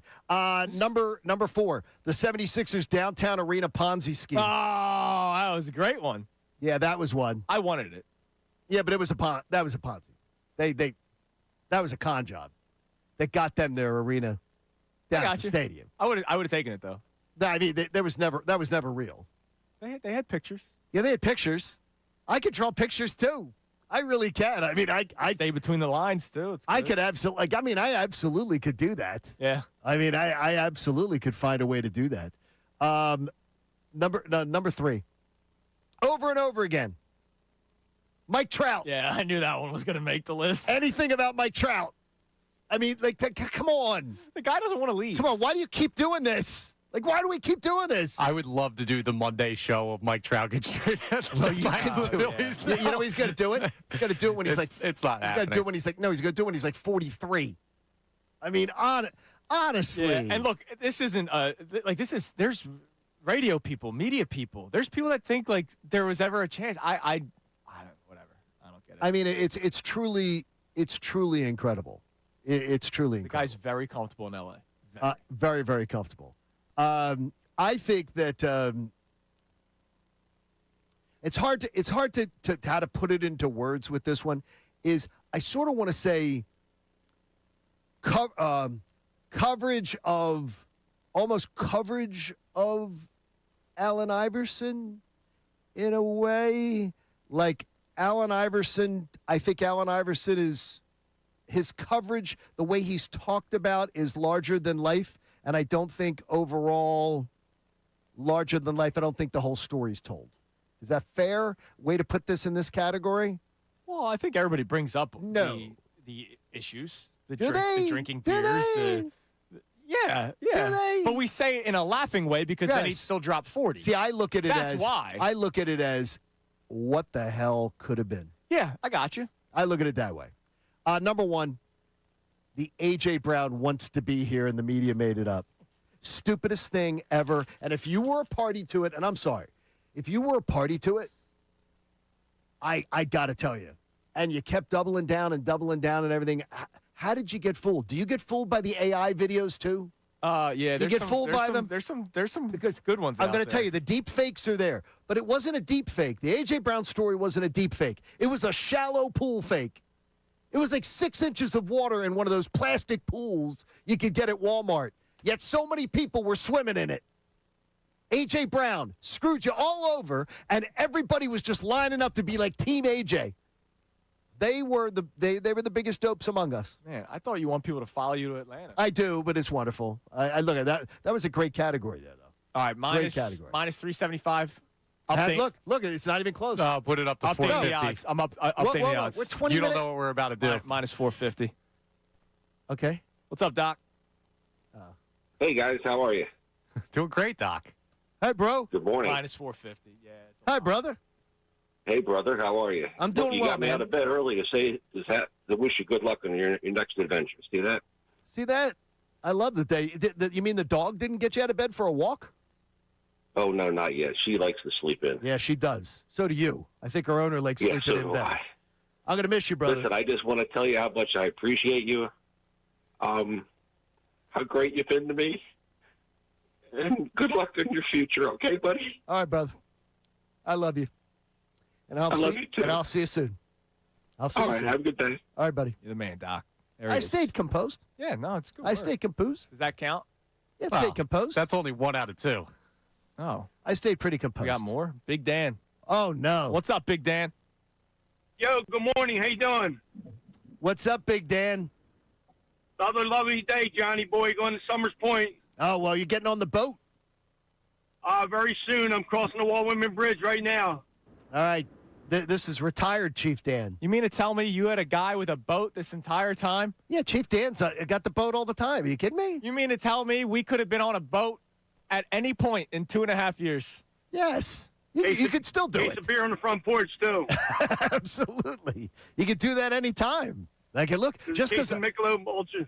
just because I'm moving to Atlanta doesn't mean you can't get on the boat with Chief Dan. That's all there for you. There's a case of Michelob on the front porch in the cooler. That sounds good. I like that. You know that. All right. Not a bad thing. Hey, Yeah. John, Yeah, buddy. we wish you well. I love you, cuz. You too. Very much, man. Very much. We'll be in touch. You know that. You know that. Kincaid's everywhere. Oh, We're everywhere. I watch Tom. Yeah, you look after him. He needs to be looked I will. after. Believe me. Thank you, buddy. Love Hey, you, buddy, cuz. enjoy your day. Love you, cuz. Talk to you. There it is. Big Dan. There it is. Thank God I got a lot of cousins. Yeah, A lot of people you to got a lot of them. take care of it. There's going to be Man. a lot of people that miss you, brother. Too many. There's going to be a lot of people. Jeez. All right, coming All up right, next. So that was the over-under hit at 741. Yeah. Minus Doc 4 and Dan. If you got in at minus 250, Man. congratulations. But, minus 450, the odds changed did me. dramatically. That got me. All right, we're doing the Jimmy V today. We're going to make you laugh next. Oh, good. I love that. All right, coming up next, we have today's headlines with Connor Thomas, and maybe more family members will call into the show. jeez. It's Kincade and Salciunas, 97.5 Fanatic. The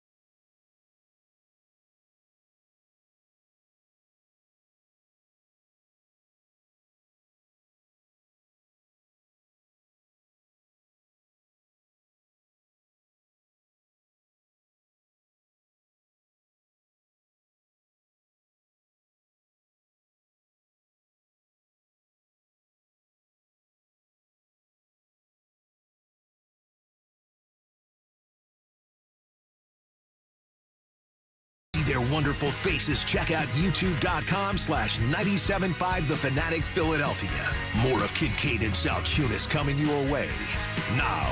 All right, it is 7:47 here on Kincade and Salciunas, 97.5 The Fanatic. Amy Fadul is here. She's ready to go. She'll be in studio with us from 8 to 10. Fridays with Fadul continues. Fridays with Fadul. So Amy will be in studio from 8 to 10 today. Still plenty of Philly stuff to get into. Still plenty of lists that I made John Kincade put together. You did. Because I made you get to work today. And coming up at 9:05, I know you've been hearing it in Connor's updates, Derek Gunn will be joining us. And he's going to be here today. After yesterday. We sold that so much. I put out a tweet about it, everything, man. D Gunn coming up. We got his Twitter account back.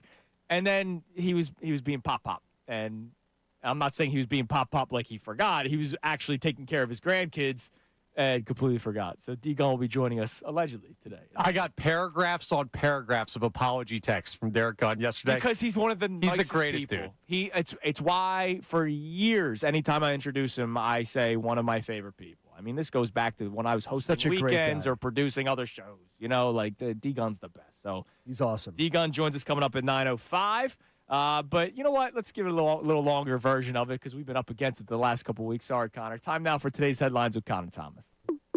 Today's headlines with the Connor Thomas. What's up, D? Hey, there's a lot of stuff that's been going on lately in Philadelphia sports. I get it. It's brought to us by Lundy Law, as always. For over 70 years, Lundy Law has been fighting for injured people. If you need them, remember the name Lundy Law, your injury lawyers. Visit LundyLaw.com. That's LundyLaw.com. Normally, we go a little off the beaten path, but I have something from Vic Fangio that I want you to hear because he met with the media yesterday. He was talking about the Eagles' defense a lot. And a very interesting question from Ruben Frank about Uar Bernard, who has never played football before this year. Is this the one that he actually answered? This is one that he actually answered. This is one that he actually answered. And a very interesting plan for what they're going to do. Here's the question and Vic's answer. Hey, Vic, with Uar, a guy like Uar, how do you proceed with him? Do you try not to throw too much at him? What's the plan? The PP plan. The PP plan. The PP plan. Okay. I thought that was Dr. What is the PP plan? Yeah. You know what is the every once in a PP while, plan? John goes, expand on that. What? Exactly. I'm I going to like steal that. your line. Hey, Vic, expand on that. What is the PP plan? Did he expand on it? He did. He meant patience and persistence. Oh, okay. Okay. That was the old. That was the old trick that we learned back in the day at ESPN Radio. When in my time there, when we had our interviewing classes, they would say to us, "You could, if you got an answer and you thought your audience didn't get enough, you would say, expound on that." And then that was supposed to be get in, get out. Expound on that a bit. I think we got enough. By the way, sometimes, late nights on weekends where maybe you're drinking too much, sometimes you need patience and persistence. There you go. What else we got? All right, we'll move on to something that I think Johnny's really going to enjoy coming to the future of golf. Starting as soon as this week, the PGA Tour. Everyone's got like these alternate broadcasts and stuff now and all the opportunities for you to consume sports in a different way.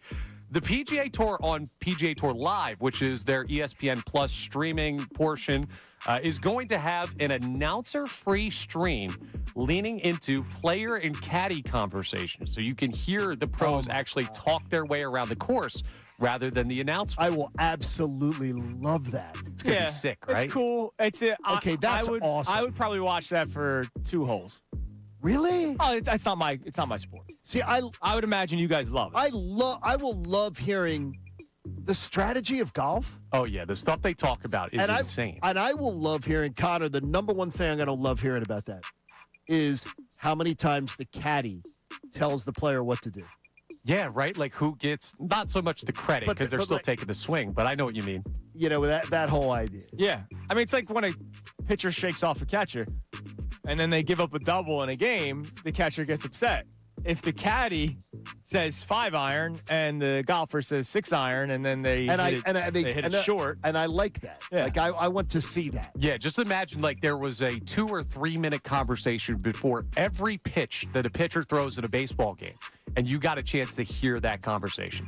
Like that takes you to another level of the sport that we don't normally see. It's going to be really cool if you're a golf fan out there. I'm sure, John, you're going to be tuned in on that. I will absolutely check that out. That's awesome. So giving you some stuff to do as you, not that you don't have enough already. Well, I with get the 4 move weeks going on. off, but I'm traveling a lot. Finally, we have some advice for you with the traveling because I know you got a flight later today. Yes. And this news comes from down south. Man, So you couldn't wait to leave. Your flight's today? My flight's today, and I'm going right to that lounge. You know, the best lounge in town. Well, make sure you check your luggage and that you have the required items and you don't have anything that's prohibited, because a guy got in trouble down at the Gulf Shores Airport in Alabama. I've been at that airport. Yeah. Have you been there with Civil War era cannonballs? Because No, that's I really what this dude had in his luggage. Are you kidding me? Trying to get on a plane. He had 5 stolen Civil War era cannonballs. They must be extremely heavy. I mean, I'm sure they were. He put it through the metal detector and everything. And they're like, bro, what are you doing? Okay, by the way, that airport, if it's still like I remember it, it has like 3 hallways and like gates that are almost like folding chairs. I mean, it's not like a real, it's not really like a unbelievable airport. Oh my God. Dude, I'm reading these things. These things they're beasts. They're like, these are. Yes. How heavy was his suitcase? I do not know. The weight is not listed. I'd imagine it was heavy. Because it's the 50-pound, and then you pay more if it's over 50 pounds. I'm flying first today. It's 70 pounds. Oh, man, brag about 70. No. Points. Upgrade with points, baby. John will teach you. Look at Upgrade you. with points. You could fit Rodman in there for 70 pounds. TSA officer Justin Dupree said in a statement from the agency, I had never seen anything quite like this. I've seen inert grenades and training munitions, but never an Indiana Jones-esque stolen artifact type situation. Wow. That's nuts. I saw an animal going through TSA once in the Atlanta airport. What, like through the metal detector? Yes, someone was putting an animal through that was not, there was an animal, a ferret, that was in a bag. Someone put it in their bag and put it through and didn't have it in a cage. And they thought they could bring their ferret on the plane without putting the ferret in like a cage. And all right, so what happens? Because they say no. Oh, no. You're trying to bring an animal through. Right. So they say no. So, like, do you go to jail immediately? No, they didn't go to jail, but they got taken out. I watched them get taken away. Now you missing your flight. You're like, an idiot. What are you doing? You're It's an funny. idiot. You said ferret in a bag. I was thinking like a ShopRite bag just tied together at the top. There's The something ferret moving just in the running bag, around. but somebody's going to have the ferret out, like on the plane. See, this is important. Now we know the things that you can't pack when you get ready to fly today. I just wanted to make sure that everything was all good. The biggest scam, the emotional support animals on the plane, and I'm not talking about the people who legitimately need them, like the ex-military members and everything. It's when I see the young girl get on the plane with her like thing. If you can't, that's it. Go drive. You know what I need? My emotional support beer. Exactly. Or Well, like you do. the 6 of them that You handle that well. The 6 of them that I drink before I get on the plane. My mom tried to do the emotional support dog one time with our pup, Bolt, and he didn't like it. The TSA didn't like it. It wasn't a good idea. That's not good. No. Really? Can't do that. Your mom tried? Well, we got him on after arguing for like an hour and a half. Did you have documentation of emotional support? Wait a minute. No, she's a bad flyer. Wait. She's a bad flyer. Wait, when did this happen? 4 or 5 years ago. Oh my gosh. And we've never heard this. No. See that you saved this story for the last day? I have a lot of stuff happen. I don't know. I adore your mom, but I'm like, that's a bad one. I can't believe you waited all this time to tell us that your mom tried bringing your dog tried on. scamming. Oh, he got on the plane. Because that's what the scam is. It's these people scamming, bringing their dogs on. And then he was stressed out the whole time. It was Yeah, no what? good for nobody. Drive. Do what people used to do when they couldn't bring their drive. Well, my dog hates getting in the car. So. That's what. Well, guess what? All right, coming up next. That's called boarding. Then Amy Fadul. Fridays with Fadul. Amy will be in studio for the rest of the show. So John Kincade has been put to the test, doing the top 5 things over the last 2.5 years. But I'm going to make you look forward now for this next segment, John. It is July 31st on 2026. I made John Kincade put official predictions, so official, pen to paper. So that's how you know it is official. It is documented. July 31st, 2027. What are we saying about each team in Philadelphia? Entire seasons will have been completed by then. We'll see what John Kincade thinks. It's Kincade and Salciunas. Amy will be in studio the rest of the way. 97.5, The Fanatic. Now on 97.5 The Fanatic Sports Update. Still work to do. I'm Connor Thomas, and the Eagles are starting to settle in at training camp as they continue to get the ball rolling for the upcoming season. Vic Fangio met with the media yesterday to talk about the defense for the first time in camp, and with Jalen Carter's big new deal, Fangio still pointed out, hey, there's work to do. Part of when you give a guy a contract like that, you're also, well, what's this guy going to be like when we do this? So obviously Howie's confident that in this case, hopefully he'll pick his game up even more. And, of course, the team is still working to get ready for the season. They'll have a walkthrough today as they hit the end of the first week of camp. The Phillies have work to do with the trade deadline just 3 days away. They had the day off yesterday to reset in the midst of a really rough stretch post-All-Star break. They'll also take on the Orioles starting a 3-game series down in Baltimore. Night game 1 is 7:05 this evening. Brandon Young is on the mound for the O's. The Phil starter is still listed as undecided. The Sixers are going to have a lot of eyes on them this year now that LeBron James is here, and they might have added to that yesterday. The Athletic reporting that there is a deal close to being done with ESPN for a Last Dance-style documentary to be filled for James during his time here in Philadelphia. Amy Fadul joins us coming up next. She'll be with us for the rest of the show. Derek Gunn at 9:05. This update is brought to you by Verizon Business. Verizon Business experts love small businesses, so they come directly to you on your schedule with real expertise tailored to your needs. Make an appointment with a Verizon Business expert. Go to Verizon.com/book today. I'm Connor Thomas for the home of the Sixers, Flyers, and Union. 97.5 The Fanatic and the Fanatic app.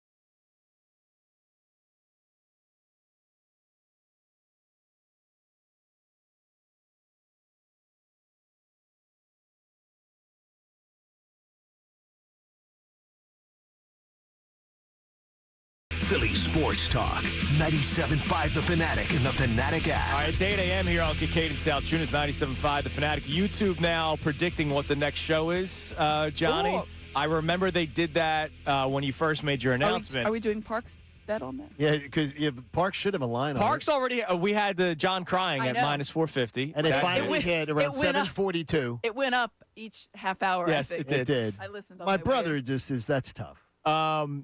Somebody is wondering if Rich Paul will be my new co-host because he's making, now he's got the podcast. Does he also want to do local radio in the town where his biggest client and second biggest client, Correct. Tyrese Maxey? Could Rich Paul in Salciunas? Yes. Well, it's not his client, but also, he's president of Clutch Sports. Jalen Hurts also Clutch Sports. So maybe you guys might be on to something. It's actually the Hurts LeBron morning show coming your way. Hurts LeBron? I would step aside for both of them. I would. Well, I told you the other day that what you guys didn't realize is LeBron, his camp, they reached out months ago. That's how this all came. Yeah, that's true. And LeBron said, Town's not big enough for both of us. Yeah. So Yeah. get, Sorry, John's so get gotta the hell get out outta here. So get the hell out.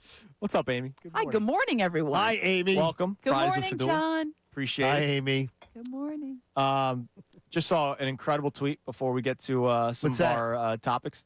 Michael Walchuk is an illustrator / graphic designer for StatMuse. Oh, yeah, I love this. Incredible tweet. Personally, I think the coaches should wear jerseys just like how MLB does it about basketball coaches. Yes. Could you imagine? And he used Nick Nurse as the example. That's amazing. Wearing a basketball jersey. Now, does because he in have baseball him- they wear the manager. Does he have him with a shirt, undershirt? Nope. Nope. In Could you baseball, imagine? baseball, they used to wear suits. I know, but could you imagine in basketball That if would be they were amazing. like, you know what? I would wonder. I want to ask Nick Nurse now because he played ball growing up and in college. I want to ask him if he is an undershirt or non-undershirt because I think that to me, I would illustrate him as an undershirt jersey. You know what I mean? Like a because I can see that. you better have you got to have the shoulders right to Not carry saying it that off. If Coach you don't Nurse have a doesn't, 'cause shirt, he was a tremendous if shooter. you don't have the shoulders Iowa. and the pecs, you better wear an Gotta undershirt. fill it out. You better wear an undershirt. Guys look really crappy if they don't wear the By the t-shirt. way, Right. we you better haven't. be very, we very. Guys fit. don't- You guys- gotta be very fit. You gotta be Tyrese Maxey fit. I see guys wearing NBA jerseys out without a t-shirt, and I'm like, dude, you don't have shoulders, you don't have pecs. Well, we have It's a new draping on you. undershirt guy Wait, on is our that team Is that on Twitter? on the Yeah. Sixers. What? Contavious Caldwell-Pope is an undershirt guy. Well, Is he really? Yeah. yeah, it's smart. The guy that's the coolest dude in the NBA right now, Mike Yancey, was an undershirt guy. Yes. That's So true. Now Yes. it's That's popular. true. Yes. Yeah, Hey, we got the picture of him back, we back love what he there. does. Yeah. Him and Bron. We love what he the does. Austin Jones LeBron So shrine. I was at work yesterday, and it keeps getting, it keeps growing or whatever. And someone finally looked up and was like, "How big is that that kind of collage behind everybody?" I Austin was like, Jones is I said, "You don't even doing know. work. It's actually And goes the beyond unfiltered what you can football's see." it's blocking it. Yeah, well, Unfiltered football's blocking. It's Bill's ego. He wants it there. Seriously. All right. So, Amy, before we get to another list from John Kincade, because John Kincade's favorite thing to do during the summer is lists. And so I figured Yes. why not give him his favorite things to do on his way out? Yeah, we can't do W's and L's. Yeah, we so- can't. Well, That's unless the good. Sixers schedule drops today. Is there any chance it drops today? No. All right, so we're not doing No. that. So much for Adam Silver, That's in strong-arming. That's it's always an August release. Yeah, you know Never what? once been Yo, July. Adam Silver, you got to back that up. If you're going to say, I need LeBron to make his announcement, then get the schedule out. So, Amy, trade deadline getting closer, and yesterday there was the report from John Morosi, and then Jason Stark eventually added to it yesterday on Unfiltered, speaking of Unfiltered, that the Phillies and Blue Jays have been in communication recently. And, I mean, like, the whole team's mentioned. Jeff Hoffman's mentioned. Dalton Varsho's mentioned. George Springer is mentioned. Kevin Glanzman is Great. mentioned. Come on over. Shane Bieber is mentioned. And my biggest takeaway, other than just, oh, here's some more guys, my biggest takeaway was let me check their contracts. And 4 of those, Jeff Hoffman being the only one that is not, I feel like Joffman's though. are free agents after this season. Joffman. And my first thought was, okay, they're free agents after this season. Is Dave Dombrowski using this trade deadline with the lockout in the back of his mind? I'm not going to trade for a guy that's under contract for 3 or 4 more years. I already have that issue. So I'm going to trade for guys that are on expiring contracts, which is not what Dombrowski usually does. He likes trading for guys under control. So Well, do and you that's think the that's point of playing it. a factor? I think that's going to be the refrain of a lot of front offices. The looming lockout, if you want to call it that, or the potential lockout, is really weighing in on a lot of their minds. Some to the degree where they want to lock up people, right? You're going to give out a contract so you can make sure on the other end you have the salary that is conducive to you before anything else happens, right? And try to get guys for low money before they try to exploit whatever. Or vice versa, players want to sign these big contracts because they know it's not going to happen later. So it'll be interesting to see how some teams operate. I think that the lockout or the potential lockout is going to be something that's going to play really heavily in a lot of these decisions. I think it's really weird that you're planning for something that you don't know is going to happen, but it feels like it's going to happen. It does feel inevitable because every other week it seems like that they're releasing, like the Players Association releases, here's what we came up with, and the league releases, and they're here's nowhere what. close to Just, each other. You're looking at these two sides and thinking, well, this doesn't really help, but they're not in the same room. They're kind of all just like sending emails and having these kind of, talks outside I mean, Bryce of the Harper realm. straight up said it on the Mookie Betts podcast. Like, there might not be baseball next year, so go get somebody that costs money. And I think it's one of those things that now is the time you have to strike with these expiring contracts because you don't want to lock yourself up in the case that it comes out in your favor, aka the ownership's favor, then you don't want to be sitting there with like we overpaid somebody. It's like the Sam Bradford deal, right? Yeah. Sam Bradford was the last highest paid guy. He got that giant contract. Wasn't he the last like rookie that got that big deal? He was the last one that got the huge deal. So it's like you don't want to be that one. Right. You don't want to be that team that's sitting there holding this giant contract when if you waited 6 months, you could have gotten the guy for a lot less. Who was the second-round pick that the Sixers spent way too much money on? Yeah. Do you remember? No. Second-round pick, KJ McDaniels. KJ McDaniels. He got more money than you any liked other his brother, second-round pick. So you thought that was good. And then because he could dunk, we thought he was going to be so athletic. some really good player. All right, so Johnny, I put you more to work. So he's been doing. I didn't understand this. He's been doing top 5 lists, but this one's different. So last day at work. We're going to put this under lock and key. And by lock and key, it's my locker back there because we have a weird row of lockers as if we're like 1980s high I thought school. it's like Saved by the Bell. Yeah, no, it's honestly, I should take a picture. I don't think anybody's seen the lockers. Somebody just put them there one day. Like I think Rodney just like put them there. I think Coach got them done back in the day. No one uses them except for maybe you, Connor. Like I swear, no one uses use my those daily. lockers. All my books are in there. Yeah, all your books. So we're going to put this in the locker so that we can go back to this 1 year from today, July 31st, 2027. John Kincade, I asked you to tell us what we will be saying 1 about year from today. Each team 1 year from today. So the reason why I asked you that is because we will have completed the 2026 season of the Philadelphia Phillies, and there is a chance that there's no baseball, so I can't ask you for takes on the 2027 Phillies because we might not have any takes to put out there because the Phillies will be done. The NBA and NHL seasons and the NFL season will all have concluded. That means regular season and playoffs, the NBA championship and NHL Stanley Cup finals, all in the month of June. So 1 year from today, everything's done and over with. What are we saying about these teams? Who do you want first? Go whatever order you want. Okay, I'll give you Flyers. Okay. They will be third in their division, so they will not be a wild card. They're going to finish third in the division. I like that. They're going to be a better overall team than they were last regular season. Okay. But they will not go further in the playoffs. Okay, one round. They won't go any further in the playoffs. They're not ready to do that yet. Fair. I still believe.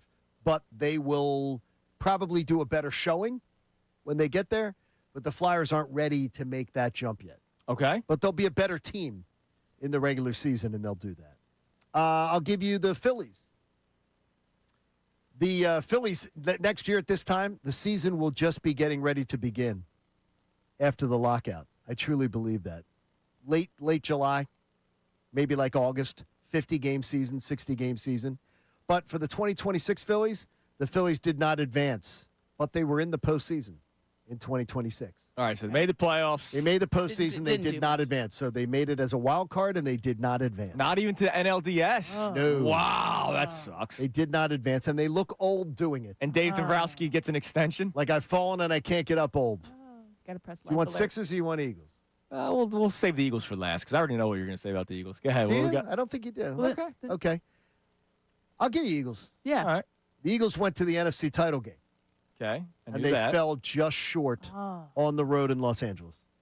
To the Rams. Oh. Eagles went to the NFC title game, and they fall just short on the road against the LA Rams. People forget they got Myles Garrett, just like we forget the Phillies got Kyle Schwarber. Exactly. But they will be in the Final Four again. It'll be another great Eagles season. I love that. Your Sixers. Sixers go to the NBA Finals, and they will lose in the NBA Finals. I'll take an appearance. They will be in the NBA Finals, and they will lose. If you're signing me up today that the Sixers get to the NBA Finals. No, the Sixers are going to the NBA Finals. Give us a fighting chance. Amy is going to have so many amazing post-game shows to talk about and just so much excitement. And I think of Amy, and I think of all that crew at NBC Sports Philadelphia that lived through that stupid process and everything like that. This year is going to be glorious. It's going to be a glorious year for the Sixers. It's going to be a glorious year for the city to enjoy that. But I think the Eagles season is going to be glorious, too. I think it's going to be a really fun year. Yeah. Really fun I just saw a graphic posted. Continues the year of Philadelphia. Yes. We've been Oh, rolling. my God. We've been flying. I did not see this until this morning. It was 2 days ago. What's that? Get Up was doing a debate. That's shocking. Which team is more likely to win a championship first, Sixers or Eagles? Think about that for a second. Eagles. Philadelphia. Yeah, I mean, Eagles. calendar-wise. We have on the national television Eagles. Yes. our It's- two teams. it's wild. Think about. I how, talk to think like about where people we've like come from. outside. I know you do too because we Sure. have friends outside. It's the number one thing. They're like, I'm watching ESPN, and it's all anyone's talking about. All they do is talk about the Sixers. That's all they do do. is talk about the Eagles. And I'm like, they're like, is this seems weird? I'm like, oh, it's weird. It's weird. Oh, it's weird. And it's weird in a great way. It's weird. We're here for it, but we're definitely like, It's are you odd. sure? Yeah. It's constant. But I did this the other night on ESPN Radio. Mm-hmm. I did this with Freddie and Harry. I did this with others. I said, I was asked the question. I was quizzed on it. Who wins a championship first? I didn't hesitate to say Eagles. And they were surprised that I didn't say Sixers. And I said, no, I say Eagles because the Eagles have pedigree.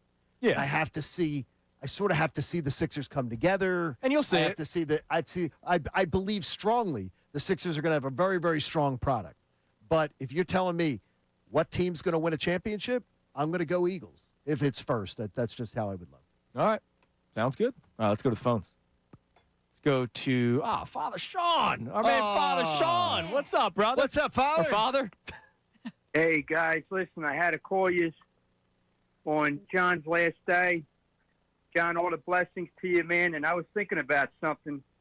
You got here the day I think that they fired Peterson. Yes, my first day was the day after was the day after Doug Peterson tanked. My first day was the day Doug Peterson tanked. Yeah, and he did that for us.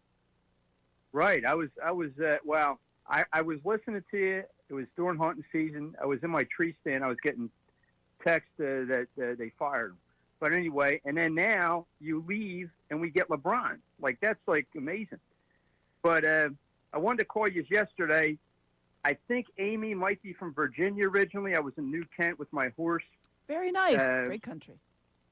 He came down. He was doing a jumping race, and he came in last. But Vinny will be okay. He'll do it. Still jumps, the first time Yeah, but anyway, listen. This Phillies team, I'm telling you, my brother, who's like so into the Phillies, and like he's always got hope. He's like, I'm not going to watch them for a few weeks. I was like, well,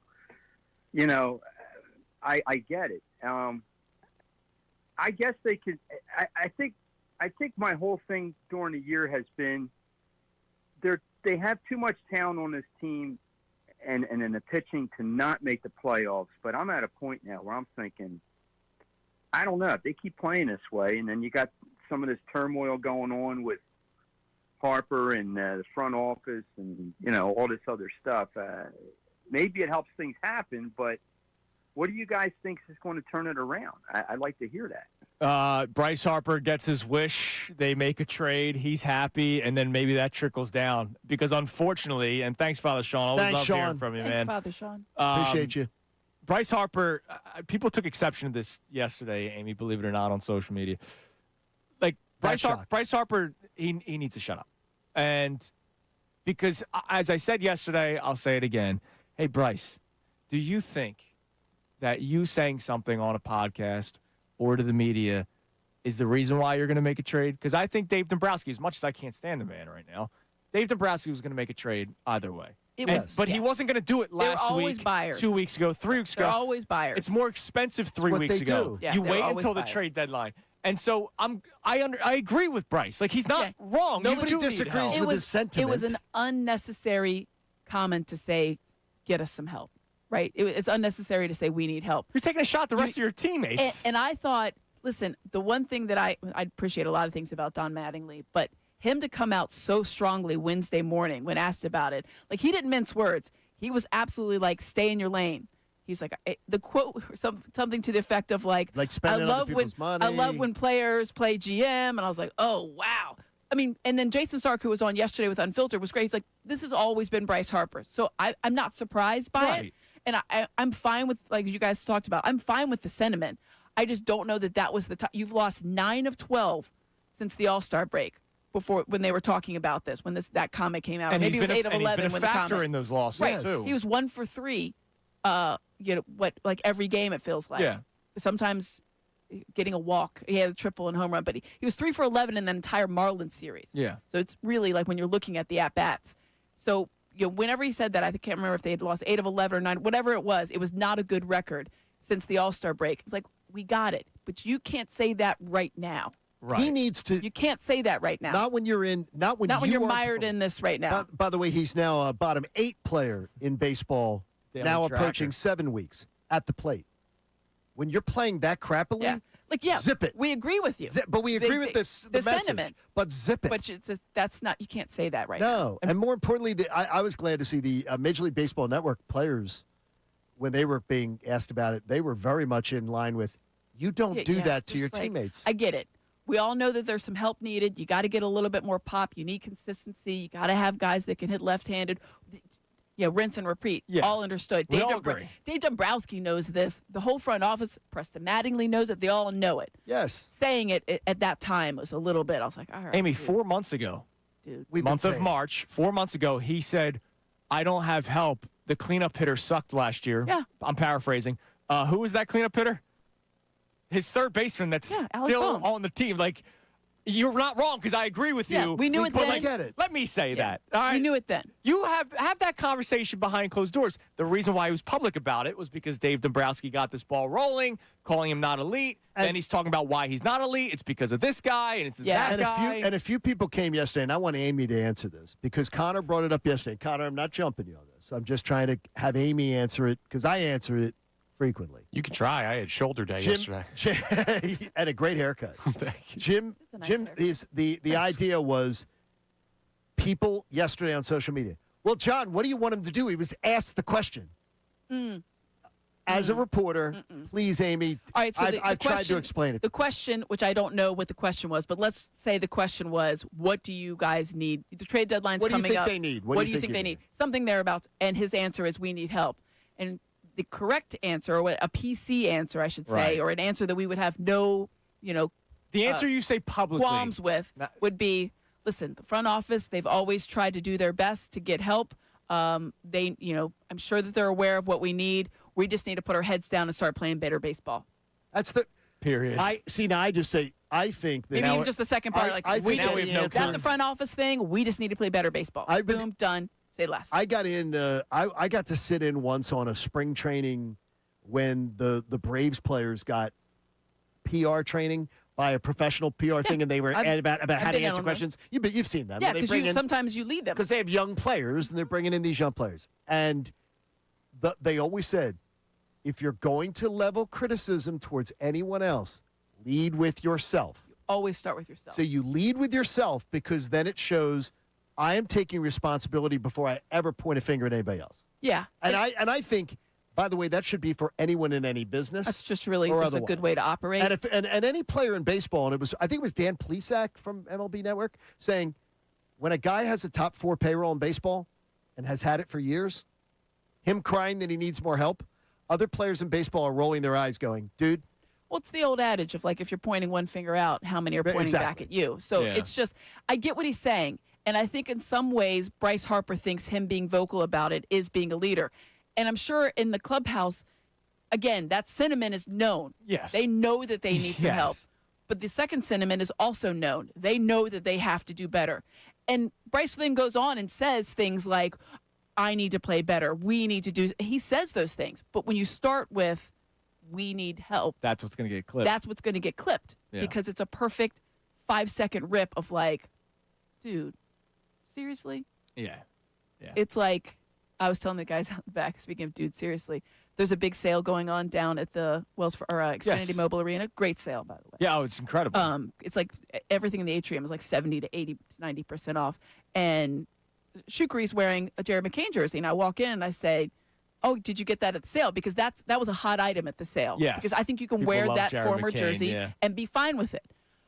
They also have a certain other jersey there. Not Ben Simmons. A Paul George jersey. Oh. Plenty of them, right? Can't yeah, wear I'm not those. buying, Those are, I think, not buying that one. That was my thought. You cannot so I'm wear like a Paul looking through, and you have to look through. I found like there's some great sweatshirts and T-shirts and whatever else. There's really good stuff. and for great prices. And so I'm behind, and I'm kind of rifling through some stuff. And this is where Dude Seriously comes in, because these two guys are behind me, and they pull out one of the attendants who's kind of walking around making sure everybody has any questions or whatever. And they said, ma'am, I see that you have the white Paul George jerseys. Are there any blue ones in XL? I turned around so fast, and I stared at them. I'm like, dude, seriously? Paul George. And he looked at me and was just like, what? I'm like, Paul George? You're not only looking for specifically for a Paul, you need the blue one. You won't just buy the white one that's right here in your size. You have You're to already have making the blue mistake one. buying it. And he's like, well, let me. I was like, you know what? I don't know that I'm going to agree with your explanation, sir. So I might just move Can I on. put out a call to people right now? You can text in. Tell me if you would go and seek out. No. I have another question. 610-632-0975. Flying off And by the way, shelf. Shukri painting his nails for the thing was really That interesting. was nice. That was interesting. Lovely. Lovely. I want people to text in or YouTube comment, or if you can send us a photo of it. Did anyone buy a Paul George jersey from the beginning? Because I didn't like the addition. Was Paul George never screamed Sixer to me? Like, I know there are people that buy jerseys every time they get a new player.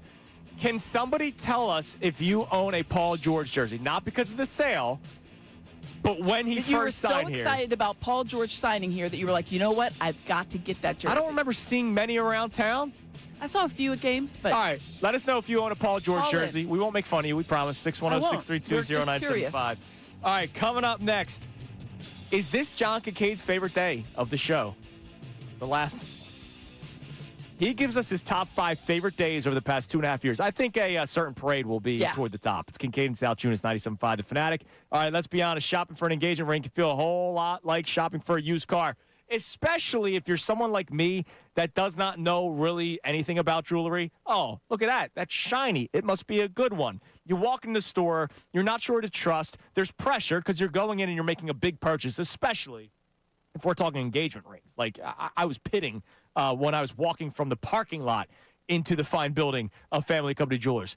Well, I now know that at Family Company Jewelers, I don't have to worry about things like that. It's why more and more people are heading there, because Route 70 Marlton, New Jersey is the place to go for Family Company Jewelers, because they are changing the way that people buy jewelry. They make it simple. They make it honest. They make it pressure-free. They don't have any sales commissions. There's no upselling, and everything is real transparent pricing. So transparent that the price tags are shown. You're not walking in and they don't look at you and they go, oh, look at this sucker.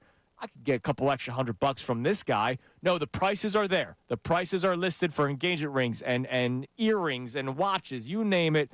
So it's very simple so that you can kind of go around yourself. And then if you have any questions, you ask one of the team members at Family Company Jewelers. They're family-owned, they're family-run, and they're focused on doing right by every customer who walks through the door. That is why I have gone back now multiple times. It's why I have sent coworkers and friends of mine to Family Company Jewelers. My parents went to Family Company Jewelers for a 40th anniversary gift. It's why I go there. It's why I've sent people there. Stop by their showroom, Route 70, Marlton, New Jersey. You can always shop online at familyjewelers.com. But why don't you just get ideas online? Go to the showroom and talk to the people. They're great. Family Company Jewelers, South Jersey's diamond destination. Now on 97.5 The Fanatic Sports Update. A defensive position battle. I'm Connor Thomas, and the Eagles are starting to settle in at training camp as they continue to get the ball rolling for the upcoming season. Vic Fangio met with the media yesterday to talk about the defense for the first time in camp, and his focus is partially on the safety position, one of the few position battles for his defense. Here's what he had to say about who's in the mix. I wouldn't put it that way. I mean, obviously, we're running Marcus there with the first group, with the nickel group, Cooper with the base group. But Carter's doing fine, too. It's competition. Team will have a walkthrough today as they hit the end of their first week of camp. The Phillies had the day off yesterday to reset in the middle of a really tough stretch post-All-Star break. The trade deadline's Monday, just 3 days away, and the Phils are looking to reshape this roster for a hopeful postseason run. Game 1 against the Orioles starts tonight in Baltimore, 7:05 p.m. first pitch. Brandon Young on the mound for Baltimore. The Phil starters still undecided. The Sixers will have a lot of eyes on them this year now that LeBron James is here. Yesterday, The Athletic reporting that there's a deal close to being done with ESPN for a Last Dance-style documentary to be filmed for James during his time here in Philadelphia. Amy Fadul is with us for the remainder of the show. Derek Gunn will join us coming up at 9:05. Maybe a couple other special guests along the way. I'm Connor Thomas for the home of the Sixers, Flyers, and Union. 97.5 The Fanatic and the Fanatic app. Unfiltered with Ricky Bo and Bill Colarulo. We're in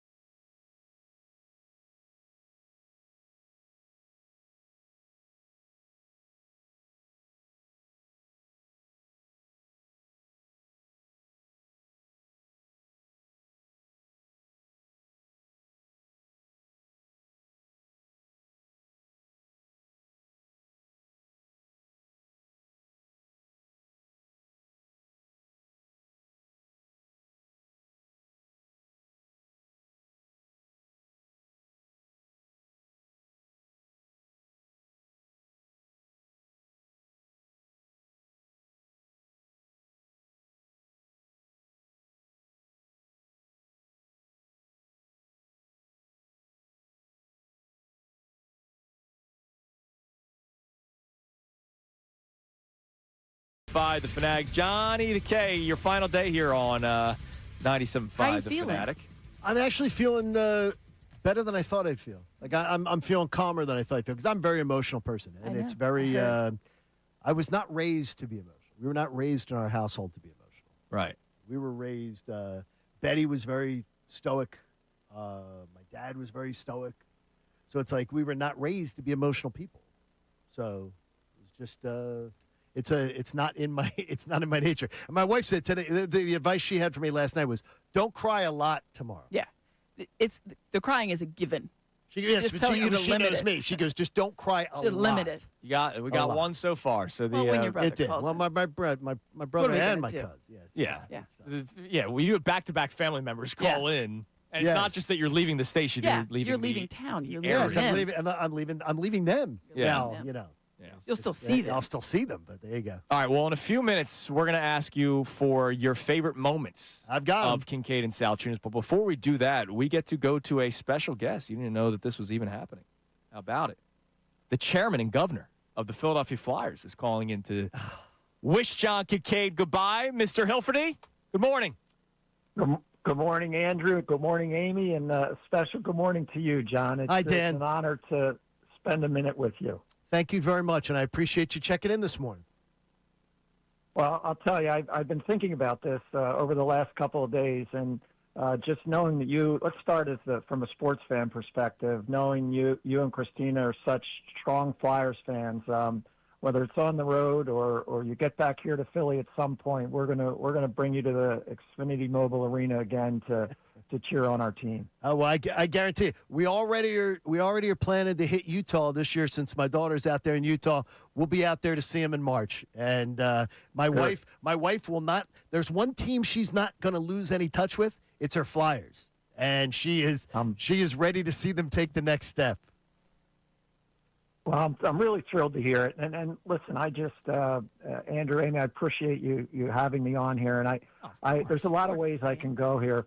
We can talk about the sports fan, but, you know, I come from the healthcare space prior to this, and you're being willing to talk about your health journey on the air. Please don't underestimate the impact that has on the fan base, the entire Philadelphia region, or wherever you've practiced your trade. And I admire you for that, and I am forever grateful for your good health and continued good health. Thank you, Dan, and we're all going to be praying for our own Jason Martinez, too, who the Flyers family I know is going to rally behind, and we're all going to be behind here at the Fanatic.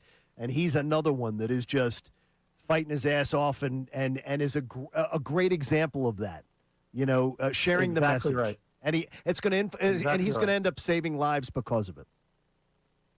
Exactly right, and Jason is just a superstar in my eyes, and not only for that reason, but just the terrific job he does for the Flyers and frankly for the Fanatic. He's amazing. Absolutely. Thank you, Dan. Well, thank you so much. Dan, my new studios, by the way, when I look out of my new studios down in the Battery, Atlanta, I look right at Comcast headquarters right down there in Atlanta. So if you ever are in, cocktails and lunches on me. All right, on you. Right. Well, count on it. But hey, look, one thing you did. I usually like a question. Give me one question before I go. Okay. I gotta know. Do we? Is everything? How long is it going to be till we get to that new arena? Is it 4 years off? So, well, look, we're actively in discussion with the city. We have every intention of having this arena up and ready in 2030.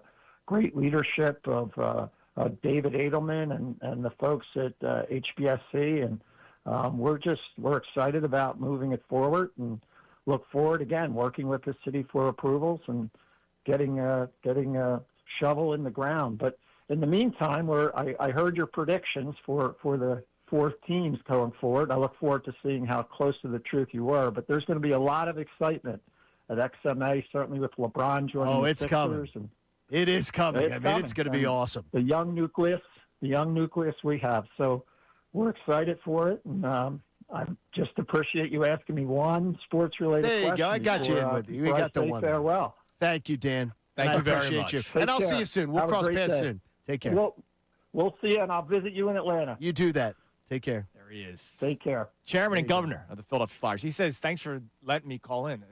Mr. Chairman. Yeah, bro. Mr. Chairman. You're welcome. Dan's good peeps. You're very welcome. Oh, yeah. Well, I mean, it is honestly, though, is that the southern headquarters for Comcast is it's a 9-iron from the building where I'll be broadcasting. Okay, your 9-iron or a normal 9-iron? No, it's my 9-iron. The way I've been hitting my 9-iron, Connor. I mean, it's a 9-iron. You may go pitching wedge, but it's a 9-iron for me. But it's so it's right there. So I have a feeling I'll be seeing Mr. Hilferty from time to time. Dan's class. I love that. Yes, guy. he is. And by the way, I love that there's a face that we can address. Right. Because before Dan Hilferty really took over, it was faceless, and it was a rough time for the organization. By the way, it's great, right? And one of the things, and it's nice, too, when you actually can say, we need somebody to speak on something, and then it's like, okay, Dan Hilferty will join you at 8:30. No, I love that's that. That's the difference. We did not have that before. We did not. And now we do, which is great for the organization. All right,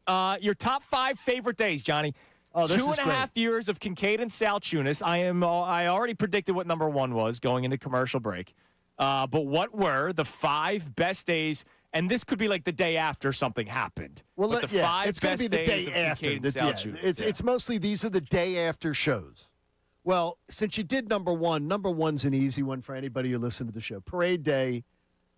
Gosh, I get choked up.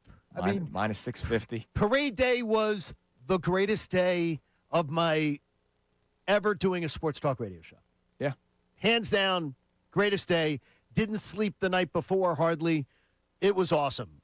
And everything from walking back to our cars. Yeah. You getting back onto, you think it was just walking the streets. It was awesome. We had a far walk to our cars that morning, man. Nobody gave a damn. No, it was beautiful. No. It was actually beautiful. It was a lovely day. So that's number 1.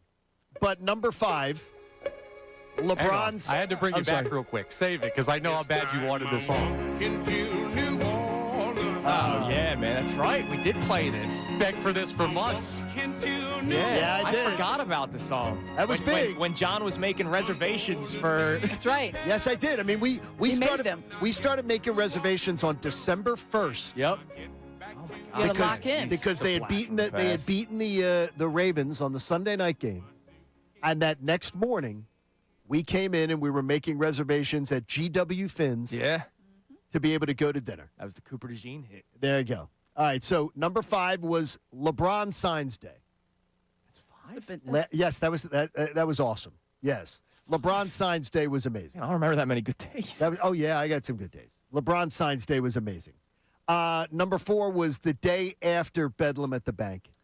Yeah. Oh, yeah. Good day. I mean, that day was so sort of surreal because every caller, every listener had a story. And I remember like our own Haley Taylor Simon was there with her dad in the rain. Yeah. And everybody that was in the building having a story about huddling and it being a miserable Sunday afternoon in the rain. But it ended so gloriously. That was awesome. Number 3, the day after the Eagles won over Washington to go to Super Bowl 59. And the number 2 was the day after the Eagles won over San Francisco to go to Super Bowl 57 because there was much more apprehension about that game. Oh, yeah. Because of San Francisco and the way that they just left them, they bodied the 49ers. Literally. I mean, they injured their quarterbacks. Yeah, I was it I was covered so much that game fun. and it was like, seriously? You thought that you were gonna like roll in here? The Niners were like puffing their chests out. Yeah, we got this. Debo Samuel. Oh my gosh, that was so much. They trucked them. That was so much fun. Those days, and of course Parade Day. Yeah, I mean Parade Day. Parade I liked Day. Vikings Day too. That was another. Oh good yeah, it was great. Just because it was another like, nah, man, we got this. I mean, just fun and fun and fun. But for those were my favorite days. You of wanted working one this. thing, man. You got it. You wanted to I wanted to do broadcast a the parade. parade. Like it's so funny. Check. Like that's like I said. From the day you got here, even before we started working together. My opening interview with the Inquirer, I said I want to come home and I want to broadcast from a parade. And I swear to you, not to get choked up, but there were times where I said to my daughter, I said I wanted to see her graduate college. Yeah. And I said I want to see that parade that I said I wanted to broadcast from. You got both here in I Philadelphia. got both. I got both. Best Valentine's Day he's ever had. Oh, my gosh. Amy. And my wife loves that answer. Yes. Best Valentine's Day ever was Eagles Parade I Day. mean, Come on. Come on. Beautiful, man. you're not wrong. Me and Vince Lombardi. It's the Damn best. right. All right, coming up next, another list from John Kincade. You know, people think that we're always hating on players. Well, usually. Who are the 5 players over the last 2.5 years that John Kincade has been most proud of? So we go positive spin on you coming up next. Also, we have somebody calling in that has not 1 but 2 Paul George jerseys. And I need to ask, okay, that's ridiculous. Why? We'll get into that next here on The Fanatic. I can tell you that I have thoroughly enjoyed over 6 years. One of my charter sponsors was Bet Parks. I love the Bet Parks app. I love the Parks Casino. I love the fact Mike Baldini and the relationship that we built there with Parks Casino and the Bet Parks app. It's so much fun. I am going to miss, and it's so crazy, but I'm telling people how much I'm going to miss getting out the Bet Parks app on my phone. I'm going to just have to put it into like one of those files that's sort of set to the side. So that way when I come home and I visit, I can get the Bet Parks app out. So I can be able to use it again. Because I'm going to miss it. Because down in Georgia, it's like living on the set of Footloose. You don't get to have the Bet Parks app. You don't get to be able to bet on all your sporting events like you guys get to do. And you don't get to go to the Parks Casino either, which is absolutely always a fantastic experience. I love the Parks Casino. I love the folks at Parks, and I want you to experience it too. Have you had a night out at Parks? Check out Parks Casino. It's always fun, and Parks Casino has that great Bet Parks app. It is fantastic. Hey, check it out. You got to be 21, Pennsylvania, Jersey, Maryland, or Michigan. Please bring one to Georgia. Hey, check it out. Details at betparks.com. Gambling problem? Call 1-800-GAMBLER.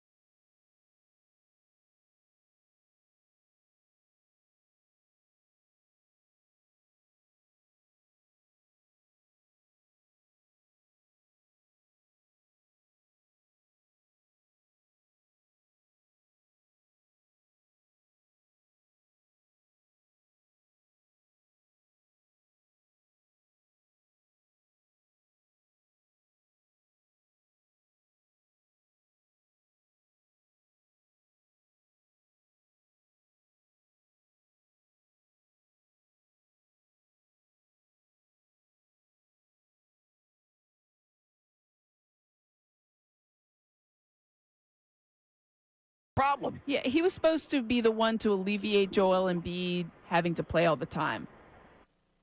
That was pretty much it. Of course, yes.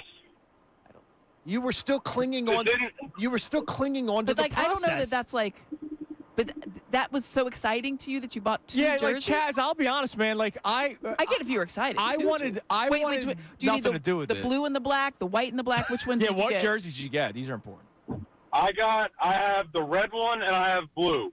I have the red and I have blue. I got to get the black. I couldn't get the black throughout this season. What are you doing with it now, though? He's wearing it. I still wear them. Listen, that's good money.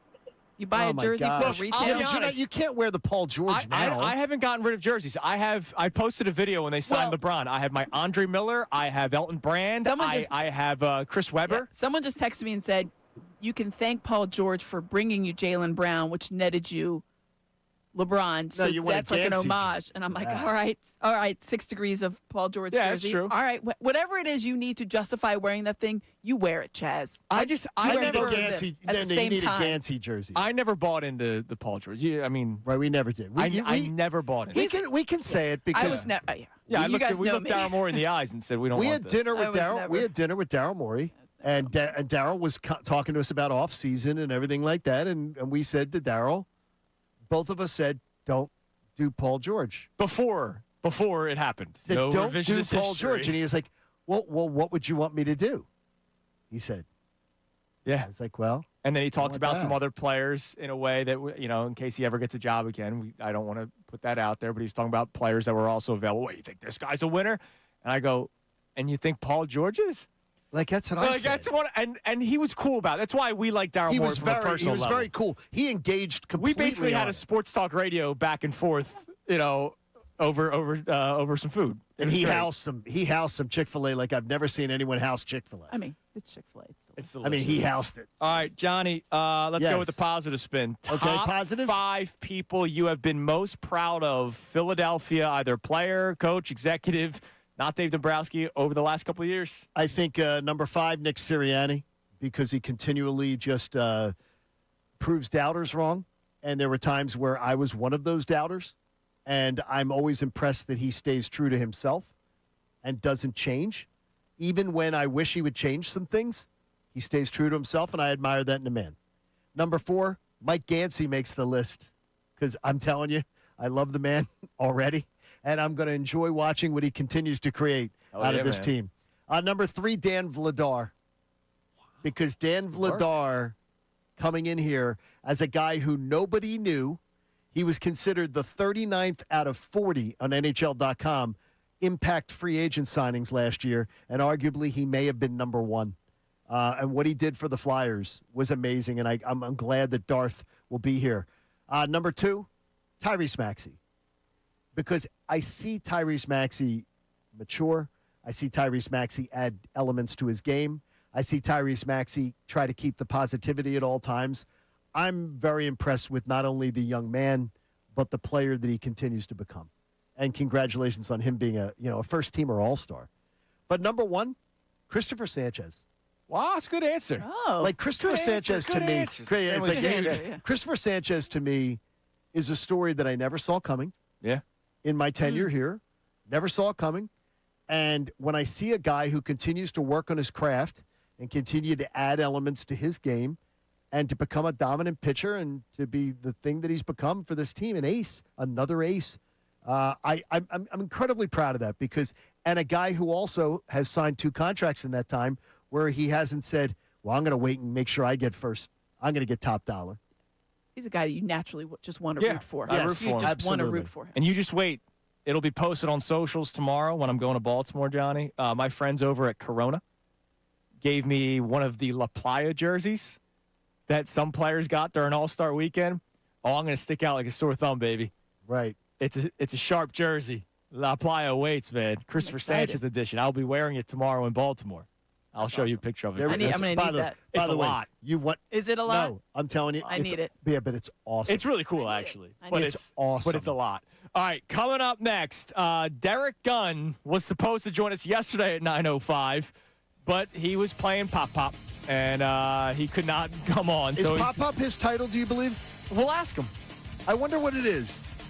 Like my buddy Joe's going to be Poppy. See, Poppy, Grandpa, He's going to be Poppy Granddad. soon. All right, well, we'll get that answer. That's the most important question that we'll ask coming up next. But also, I have another list for John, but it has nothing to do with this show. Because when I was thinking about Derek Gunn coming on when Amy is here, I was thinking of the old days of Comcast Sportsnet. And I was thinking of, like, influential people that have been in Philadelphia media, whether they've been on TV, radio, writer, journalist, you name it. Who are the 5 that come to mind with John Kincade? We'll get those answers coming up next, but we'll talk to Derek Gunn first here on The Fanatic. Now on 97.5 The Fanatic Sports Update.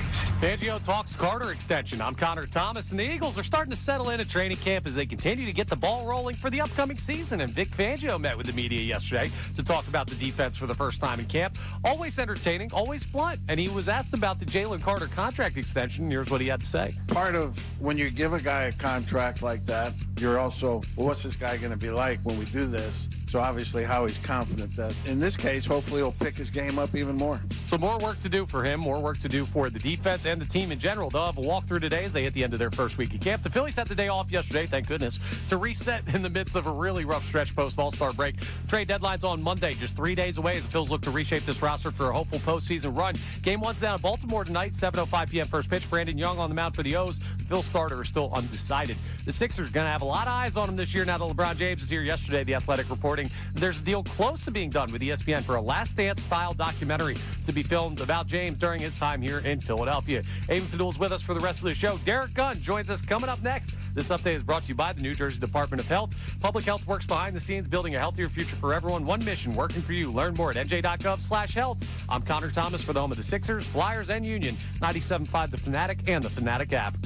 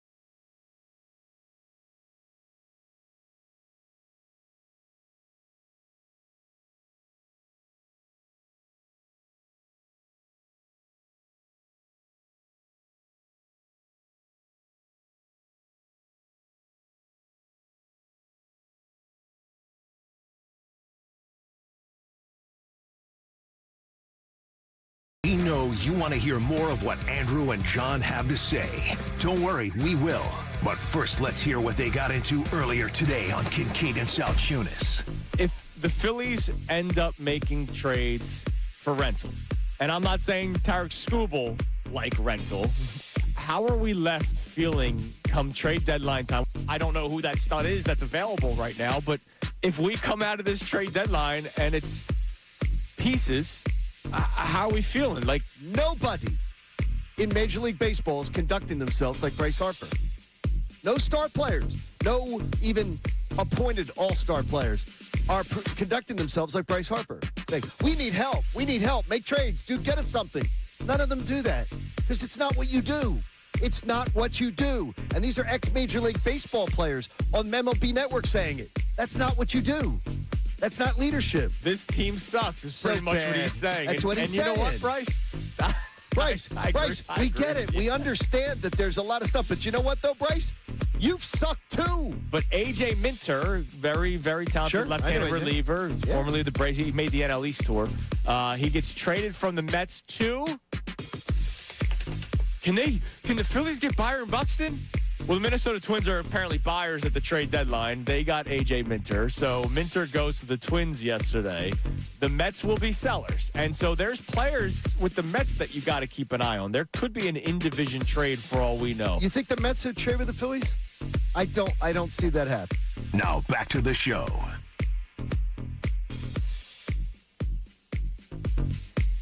All right, we're back. Final hour. Here we are. Final hour. Kincade Salciunas. Final hour. The final hour. The final hour. It's the final hour, but it is the final hour. We're going to be joined by D. Gunn here in a moment. Are you sure, Amy? It's the final hour. It's are you the trying final. To make, are you trying to make me cry? Hour. Are you? Like we did you always bet say, it it's again? the final hour. Brought to you by Dumpster in a Bag. You know, there you you know go. what makes people cry? What's that? Booze makes people cry. I love you, man. Wow. I love you so much. Booze makes people cry. And Johnny, for the final hour, Connor can't indulge. Sorry, Connor. The guy is drunk, but there he goes. Because when you're running the board, the final hour. Rules are rules. Hey, But I saw Rodman in here. I He made could a take stop over. at the store Are yesterday. you kidding me? And I said, there's one drink that I know John Kincade will never turn down, whether it's 9 o'clock at night or 9 o'clock in the morning. No, I'm never turning this down. And it's the G&T, but specifically Tanqueray and Tanqueray TNT, I tonic. should say. Yeah, So John TNT. Kincade, I wore my. That's part of the reason why I got my getup on today. I'm trying to look like the Fishtown. The Fishtown, like you're drinking at this hour the of the morning. Fishtown bartender. Right. Oh, I thought maybe it was like a brown. I thought it was going to go brown baggy. I don't know. Like we can ask Well, Ray. in that we can shirt, ask if Connor. you had you need the man blood. By the way, I don't have like the pores down, so it depends on how fast you drink. We might be going downhill real quick, Amy. Okay. Because I don't have the exact parameters here. You don't even have the exact parameters? You don't know how to make a TNT? A TNT? No, I do. I don't have like the thingies. You just have the No, I test all my drinks. Oh, yeah. And the stronger the better. But that's well, usually at 4 o'clock Yeah, in the if afternoon. you were a bartender, those guys do know how to like They automatic. do know how. They just do automatic. It's amazing. And they always get it right, which is great. I'm pouring us some GNTs. I did text Amy. I was like, hey, Amy. You did tell her? Because I don't know what you. I don't know. No, I think Amy's fine. Believe me, Amy's from the South. She can handle Not things. only Good morning, everyone. do we have Exactly. GNTs. By the way, how much tea do you want in there? It's fine. It's fine. That's good. That was good. That looks like a good pour. Yeah, there's not much in here. Oh, really? Let's- Okay. let's That's do always it. a little pour. dangerous thing. It's like, like what was that video? The lady that was doing like the cooking thing. And she oh, was like, Sandra Lee. One She was like, shot of vodka she's like or 2 whatever it shots was. of vodka, and she's and then holding she it for dumps about the 20 entire seconds. bottle. Yeah, so we're gonna go a little bit more Sandy here. Lee. Like Good a old good Sandra pour. Lee. Sandra Lee, yes. And we're going to drink That's a during this classic. final hour of Kincade and Salciunas. It's And a no cheers. better time for a Friday with Fadul. Amy in studio with us. You've been a part of the show throughout the course of the years as well.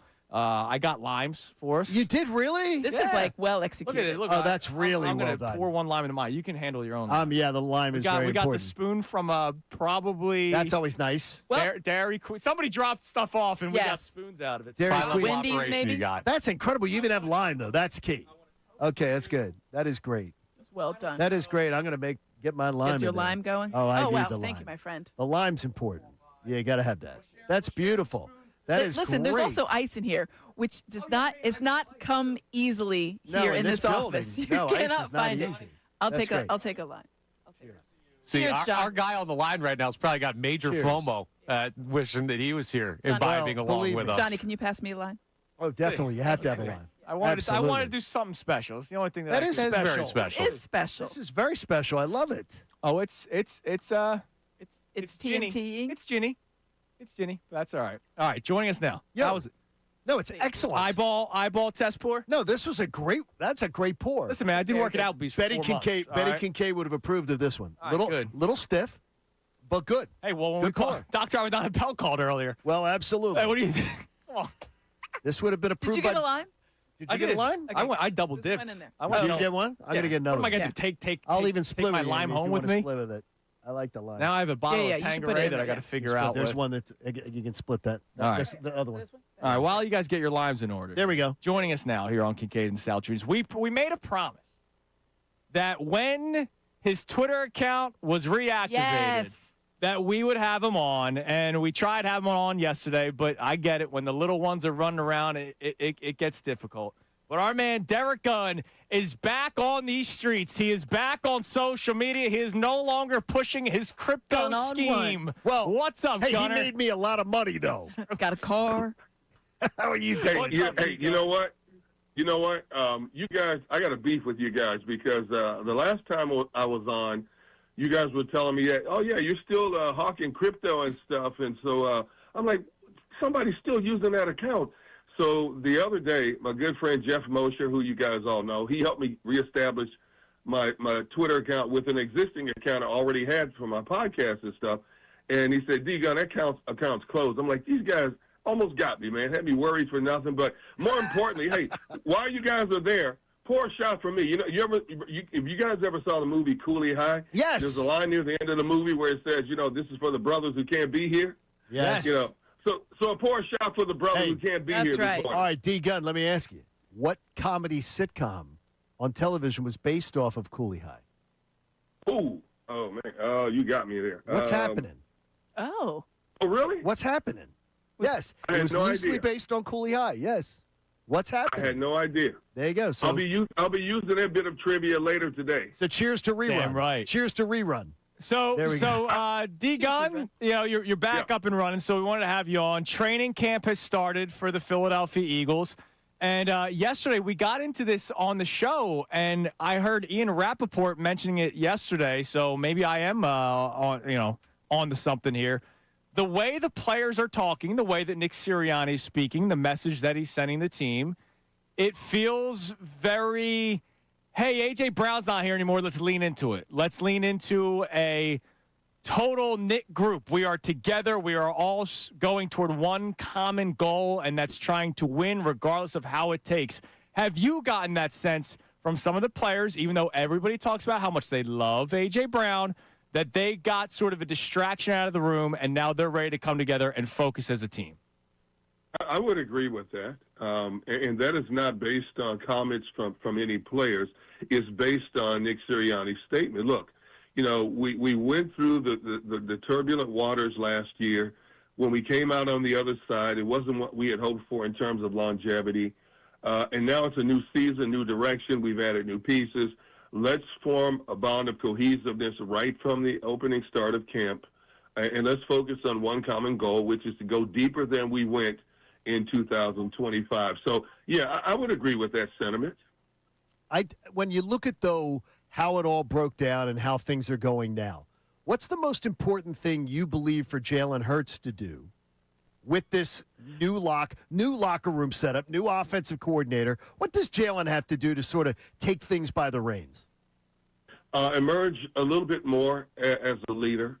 We've heard how he could be distant at times, but he got better at being an overall team leader, integrating himself more with the masses. And I think if he continues that and just hone in on doing what he's supposed to be doing, which is learn Sean Mannion's offense to the fullest and making that offense his own. The coaches have spent a lot of time in the offseason streamlining the offense to cater to his strengths. Now it's time to implement what they've talked about, what they've done through walkthroughs and mini camps and things like that. So, he does such a great job of drowning out the outside noise, which is us in the media, in the fan base, anything that's negative towards him, and just continue doing that. Just continue doing what got him to where he is right now, and focus on being the best quarterback he can be within the structure of this new offense. Once again, a new offensive coordinator. So mastering this offense to the best of his ability and taking his team as far as they can go. First of all, hi, D-Gun. Hi. She had stopped following. She had stopped following No, I you. always follow Derek Gunn. I will follow him in You don't, Amy, you just forgot all about me. You don't write. You don't send flowers anymore. Nothing. I'm really hurt. I sent you a text on your birthday, May 18th. Ah, look at that. Oh, yes, you did. that's yes, good. You did. That's Always good. do that. Yes, you did. I love you for it. Yes, you did. He's my favorite. And give my best to Trish. And I'm glad that she's doing better. And I continue to keep you and her both in my thoughts and prayers. But I do have to talk about how much difference this offense is. And it's one thing. I know it's only a couple days of camp, but you just look at it and you look and see how much Jalen Hurts is under center and how much more motion. And I feel like we have a little bit of PTSD when it comes to this because we've been promised motion before and we were promised, running backs out in the flat becoming receivers. But how much do you think that's going to come to fruition? Because it is such a departure from what Jalen Hurts is used to. And it is such a hallmark of the Sean McVay, Shanahan offense. You would think there's going to be some kind of compromise, but it's not going to be completely like it. But it looks like it's going to be a large section of this offense with the motion and the under center. Well, Amy, I've said on this show and other platforms throughout the course of this offseason, I expect this offense to be similar to what Manuel ran in Green Bay. There's going to be a lot of motion, a lot of quick strike offense in the passing game. That's why they went out and drafted Mekhi Lemon. That's why they brought in Tavian Wicks. That's why they brought in Elijah Moore, Hollywood Brown. They want to be as diversified as possible. They want to make sure a defense cannot hone in on one particular receiver in this offense.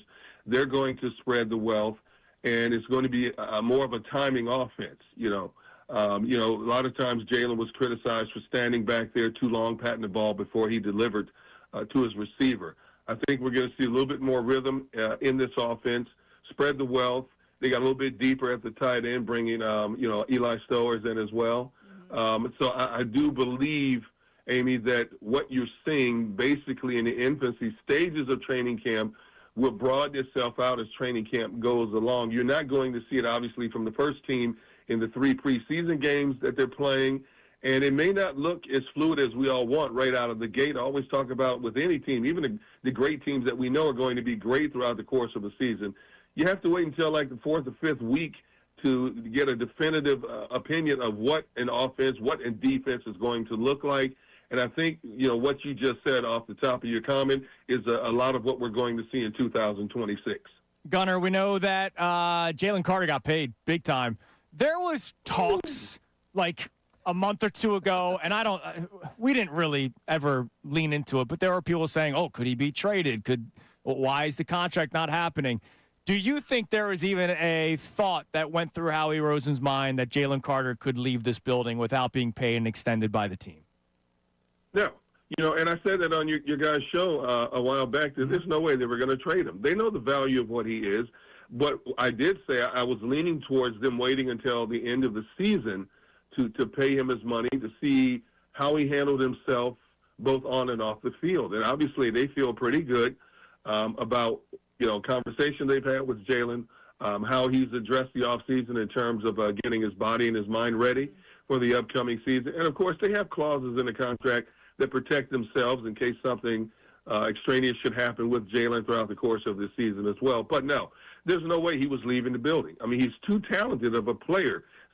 Still a young player, and you build a defense around the likes of a Jalen Carter. You don't get a Jalen Carter in your defense every year. And, obviously he's had one great year and a couple of okay years, and they expect him to break out in 2026. So, no, there was never any doubt in my mind from the conversations that I had that Jalen was ever going to leave this building or this organization.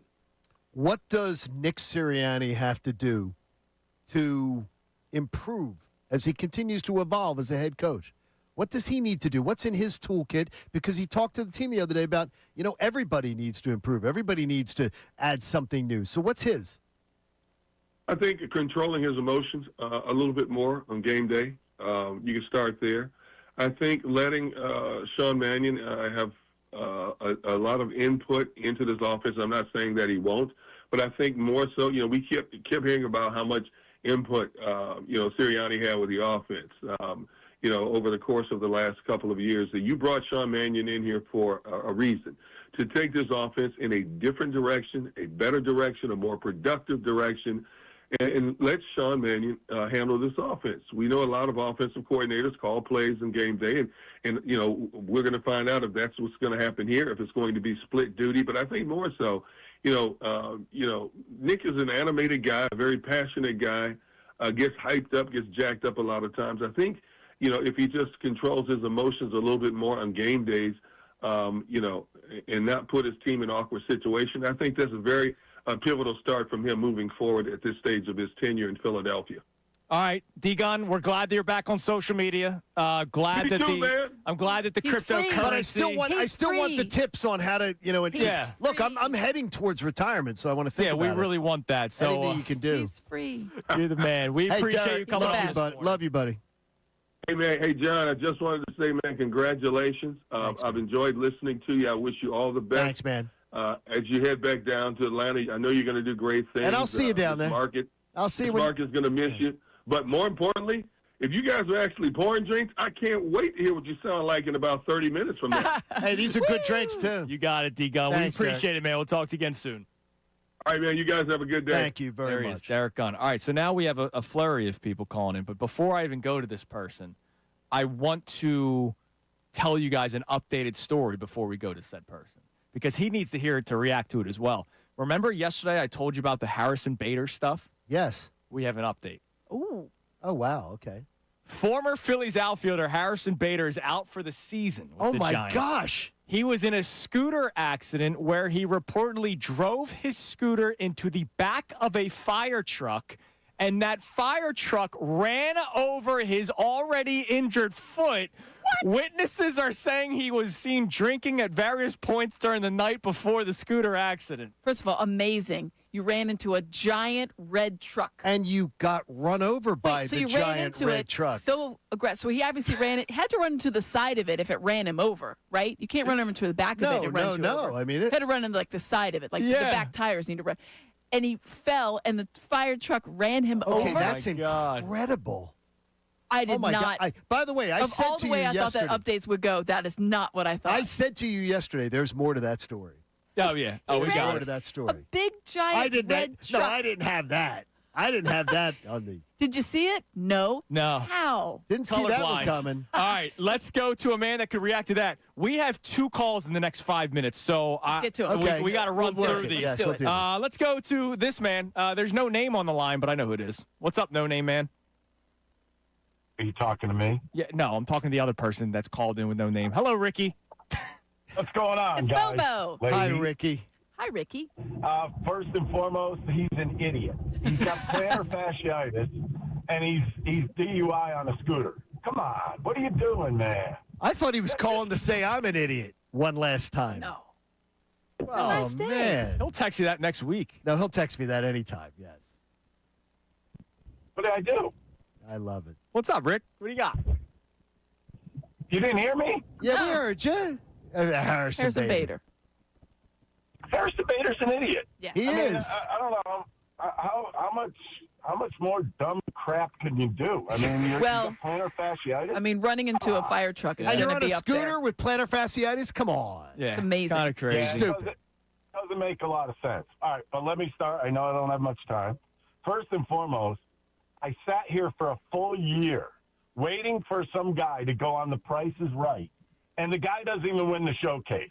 I did. This is wrong, pal. He run a car. Well, I want a car. The Price is Right. I mean, come That's on. always a big item. I mean, I delivered.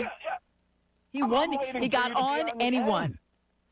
Hey, come on. You got to win the whole thing. Oh, come on. You're being really tougher high on me than you are on Don Mattingly. I mean, come on. All right. No, I'm tough on Don. You lately. are. I love you, and I love you for it, Ricky. I'm going to miss seeing all those post games. I'm going to have to maneuver this somehow. That lie about my zip code or something to see your post games because an app. you have integrity, man. NBC You have integrity, Sports and I love Philadelphia it. app. There you go. Yes, you can. Stream it all the time. In all honesty, I appreciate you. You're the only one that took a chance on a young buck coming into radio. I love you. That other station wouldn't. We know that. But no, in all honesty, you get to go down and root for your real team, the Atlanta Braves. There it is. Hey, if you told those people down there that I was one of them, they would tell you to go to hell. Yeah, that's what I would tell you. Believe me. Hey.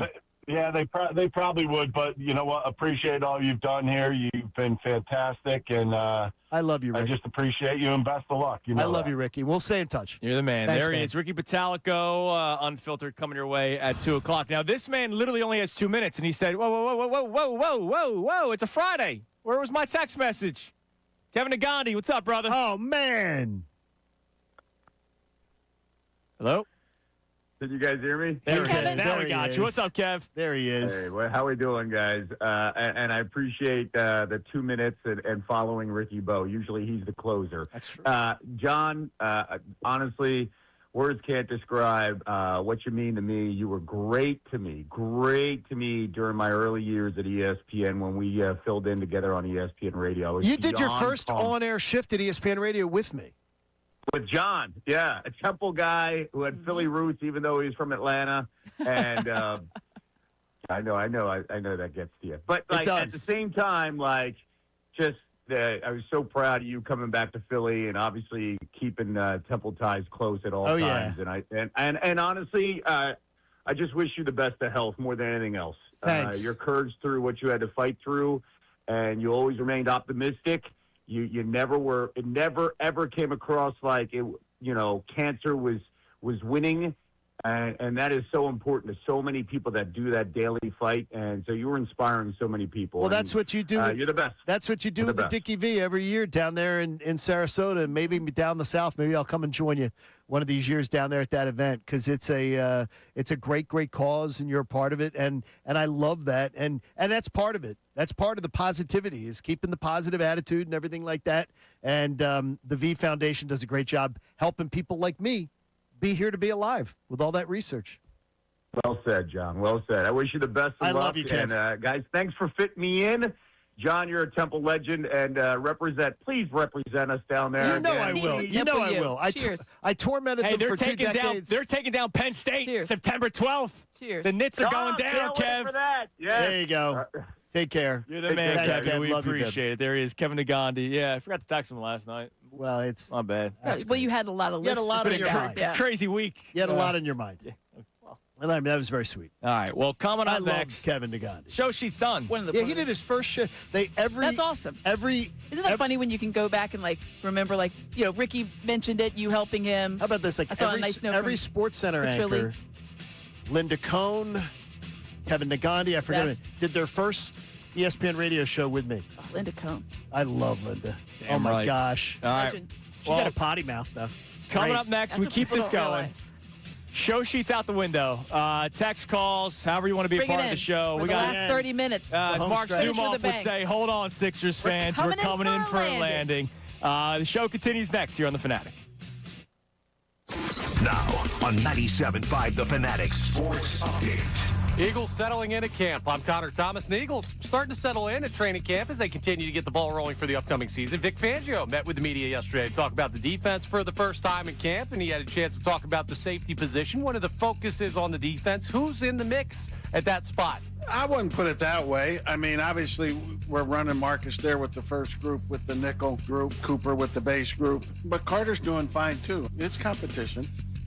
It certainly is. It's one that Eagles fans will be watching closely. The team will have a walkthrough today as they hit the end of the first week of camp. Phillies had the day off yesterday to reset in the midst of a really tough stretch for them post-All-Star break. Trade deadline is Monday, just 3 days away. They're looking to reshape the roster for a hopeful postseason run. Game 1 is in Baltimore tonight as they start a 3-game series with the Orioles. 7:05 p.m. first pitch. Brandon Young on the mound for the O's. The Phil starter is still undecided. The Sixers are going to have a lot of eyes on them this year now that LeBron James is here. Yesterday, The Athletic reporting there's a deal close to being done with ESPN for a Last Dance-style documentary to be filmed for James during his time here in Philly. Amy Fadul is with us for the rest of the show. This update is brought to you by the New Jersey Department of Health. Public health works behind the scenes, building a healthier future for everyone. One mission working for you. Learn more at nj.gov/health. I'm Connor Thomas for the home of the Sixers, Flyers, and the Union. 97.5 The Fanatic and the Fanatic app.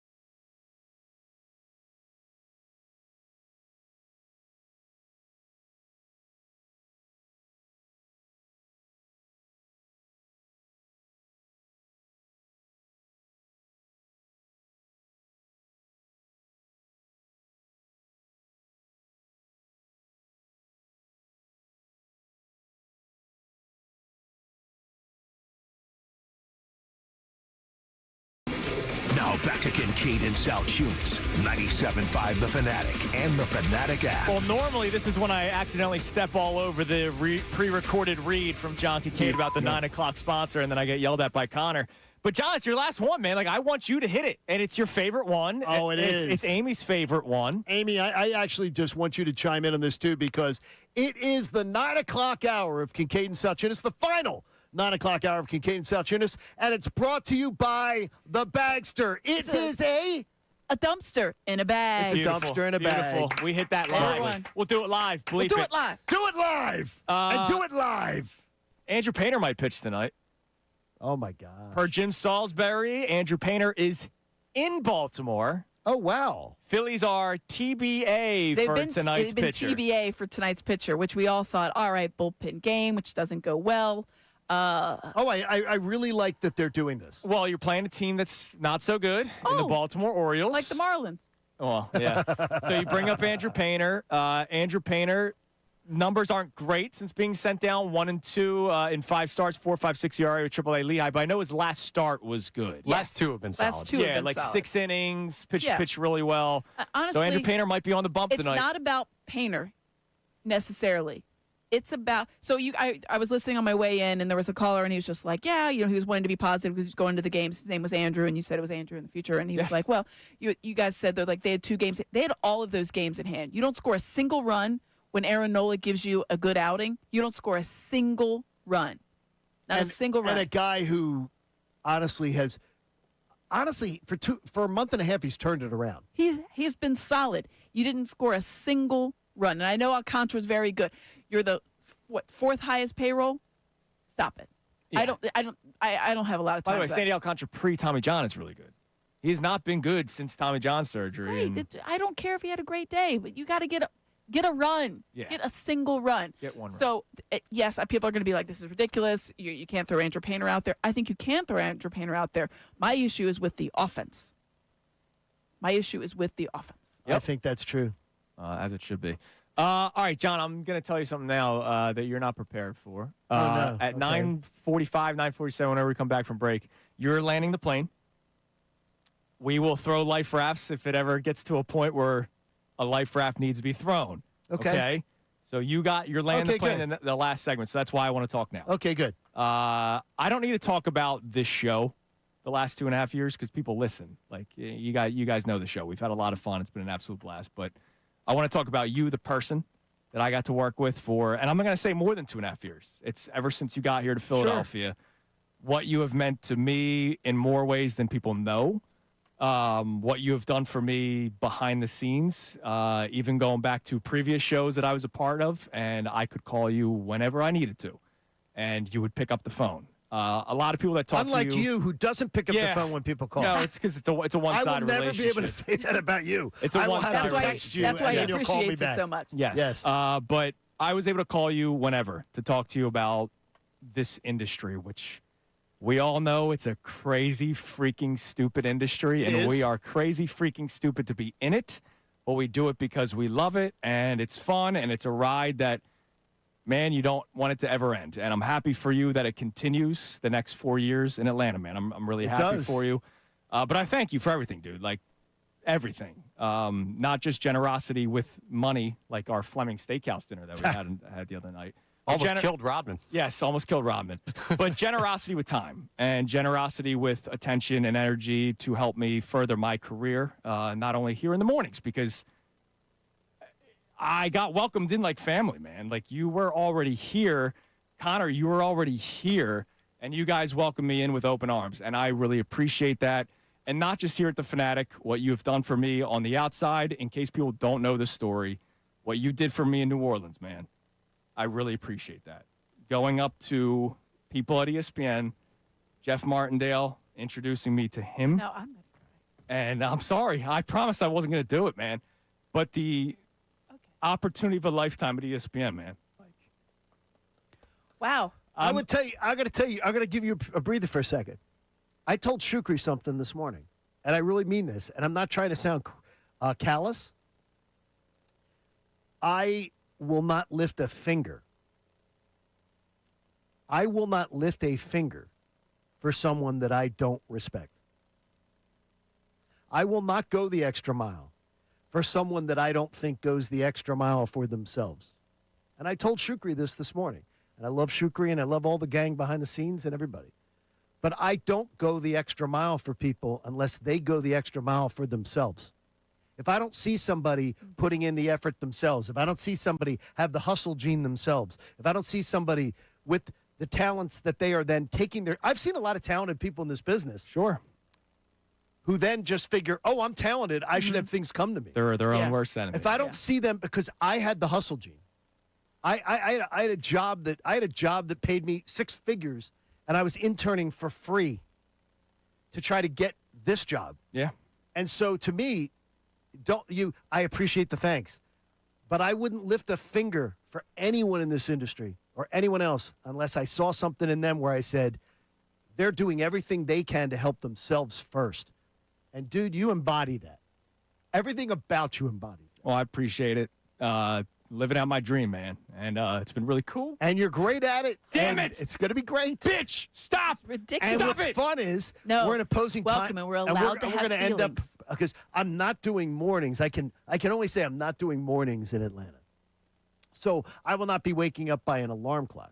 So there will be plenty of times for you to join me, and I can join you when you need me. Absolutely. And more importantly, when I call you, maybe you'll pick up the phone.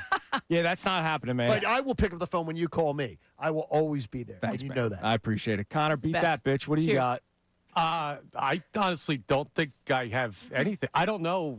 What do you want me to say? All John ever did for me was, I guess, coming back here to Philadelphia, deciding the first day he was going to be back on the air that I was going to be part of that show. So you were suggested to me highly by everybody in the damn building. Yeah, you still made the call because your name was on the show, and I was somebody who had done absolutely nothing besides sit behind the scenes. Then you took that kid and you decided to give him a chance to talk on air and be part of a show where there were like 17 mics, and you're like, this kid deserves some time, which you might still think might be the dumbest thing you ever did, but it meant a lot to me. Connor, what I love about you is that you never give a damn that whether my name's on the show and anything like that. And I never gave a damn because people will say, boy, you and Connor go at it sometimes. That's and the point Connor of and it. Connor and I have never had a crossword off No. the air. Dude, no. In That's 6 the point years. of it. Because it's Absolutely the point of this. That's the point of it. Day It's one. not that serious. Yeah. Day We're here one, to I was a converse. part of what you did here, and I was so grateful for that opportunity. And then my role as it grew, you just always treated me the same exact way and gave me the opportunities. I had different things that changed where I went to different time slots. You always welcomed me back. And then this iteration of the show, Kincade Salciunas, getting a chance to do this and having your blessing to be even a bigger part of it. Like, I went from a guy that nobody knew who in the world he was at the Fanatic or otherwise to where I'm sitting today. And it's all been as part of a show with you leading it. Well, and that is something. that could be, but that's No, because that of is. you. That is. Don't you try and deflect Yes. that. If you want to argue No, again, no, it's no, well yeah, done. yeah, we got to argue over this. We'll I'm get trying to one thank more. you, I'm going damn to it. argue with you one last time, Connor. It's because of your talents. Yeah. And again, same thing I said to Andrew. I wouldn't want you a part of any show I was a part of if it wasn't benefiting me. Yeah. And I'm being honest. I'm a selfish bastard. I've said it many times.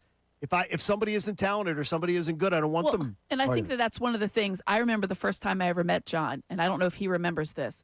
We were both speaking at a sports broadcasting camp in Green Lane. At Green Lane. At Green Lane. And I had spoken first, and John was coming in. We're literally passing. With Neil Hartman, right? Neil Hartman. And we're literally passing through. And it's out in the woods, right? Remember, it was out in the woods. There's no other way to say it. And I knew of John Kincade, right? I mean, you don't work in this industry in Philadelphia if you hadn't heard of him. And so it was one of those moments I was like, oh, Neil's like, oh, you even met John? I was like, no, because you had just come back. Right. And you were so nice and said, oh, yeah, I've watched you from afar. I've seen your work. I've appreciated it. I'm thinking, this man doesn't have to say anything to me. Who am I to him? I know who he was. And I remember thinking so John doesn't give praise out. So you hear him talking about Andrew and about Connor. He doesn't give that stuff out lightly. So when you are on the receiving end of it, it does mean something. So I'm always super appreciative of the way that you are, not just with us here in radio, but with everybody you see. So when John talks about, people that he meets, whether it's an athlete, whether it's a front office, whether it's a coach, or whether it's another media member, and he talks about them highly, it comes from a really good place because he does have that appreciation. Absolutely. So I'm super appreciative. Now, I know somebody that's not appreciative. I will say this. There is one bit of evidence that one bit of advice that John Kincade gave me as Connor Thomas gives him a beautiful picture of the show. You taught me how to be a dog in contract negotiations. I don't think Paul Blake appreciates that one very much. Somewhere. But John Kincade, for the people that don't know, you've helped me out not only on this show, in my career moving forward, but you taught me how to And I will always be there. Dog. And I will always be there for that. And I appreciate I will always that. be We there love you for so that. much, Johnny. Thank you, buddy. You're the And man, I just negotiated my last contract of my entire life. How about and it? I will tell you that David Dickey in Atlanta probably feels the same thing. Damn right. He probably feels the same thing. All right, Johnny. We got one more segment, but you're landing the plane, brother. So coming up next, John Kincaid's final segment here on 97.5 The Fanatic. Oh, Waterworks, you got to read Let's one not more screw time. it up. I got one more read. That's terrible. And you know what? It's very fitting. Mike Baldini, the folks at Bet Parks, I love you guys. I really do. And I love the fact that the casino was a great place that I love to visit. But that app on my phone, when I put that thing into my inactive apps today and I stick it over in that folder, it's going to break my heart when I get on that plane because I love being able to play blackjack when I waited for many chemo treatments. I love being able to bet on an event where I'm sitting down to watch a Flyers game or a Sixers game or a Phillies game, and I'm able to bet on my phone for whether it's $2, $3 putting on a game. The Bet Parks app is so easy to use, so simple, so easy to fund your account, and more importantly, so easy to be able to get paid when you win. And yes, I won more than I lost on my Bet Parks app, and they always got these great odds boosts and everything like that. And football season's coming, so it's when you really, really want to get involved. The Bet Parks online casino and sportsbook app is fantastic. There's always other ways to win. There's always great entertainment up at the Parks Casino. I was just up there last week, and by the way, $10 blackjack in the afternoon. You would have seen me there. I love it. It's a great, great time. You got to be 21 in Pennsylvania, Jersey, Maryland, or Michigan, and I thoroughly appreciate the fact that they have long supported me and this show. Hey, check out betparks.com. If you have a gambling problem, please call 1-800-GAMBLER.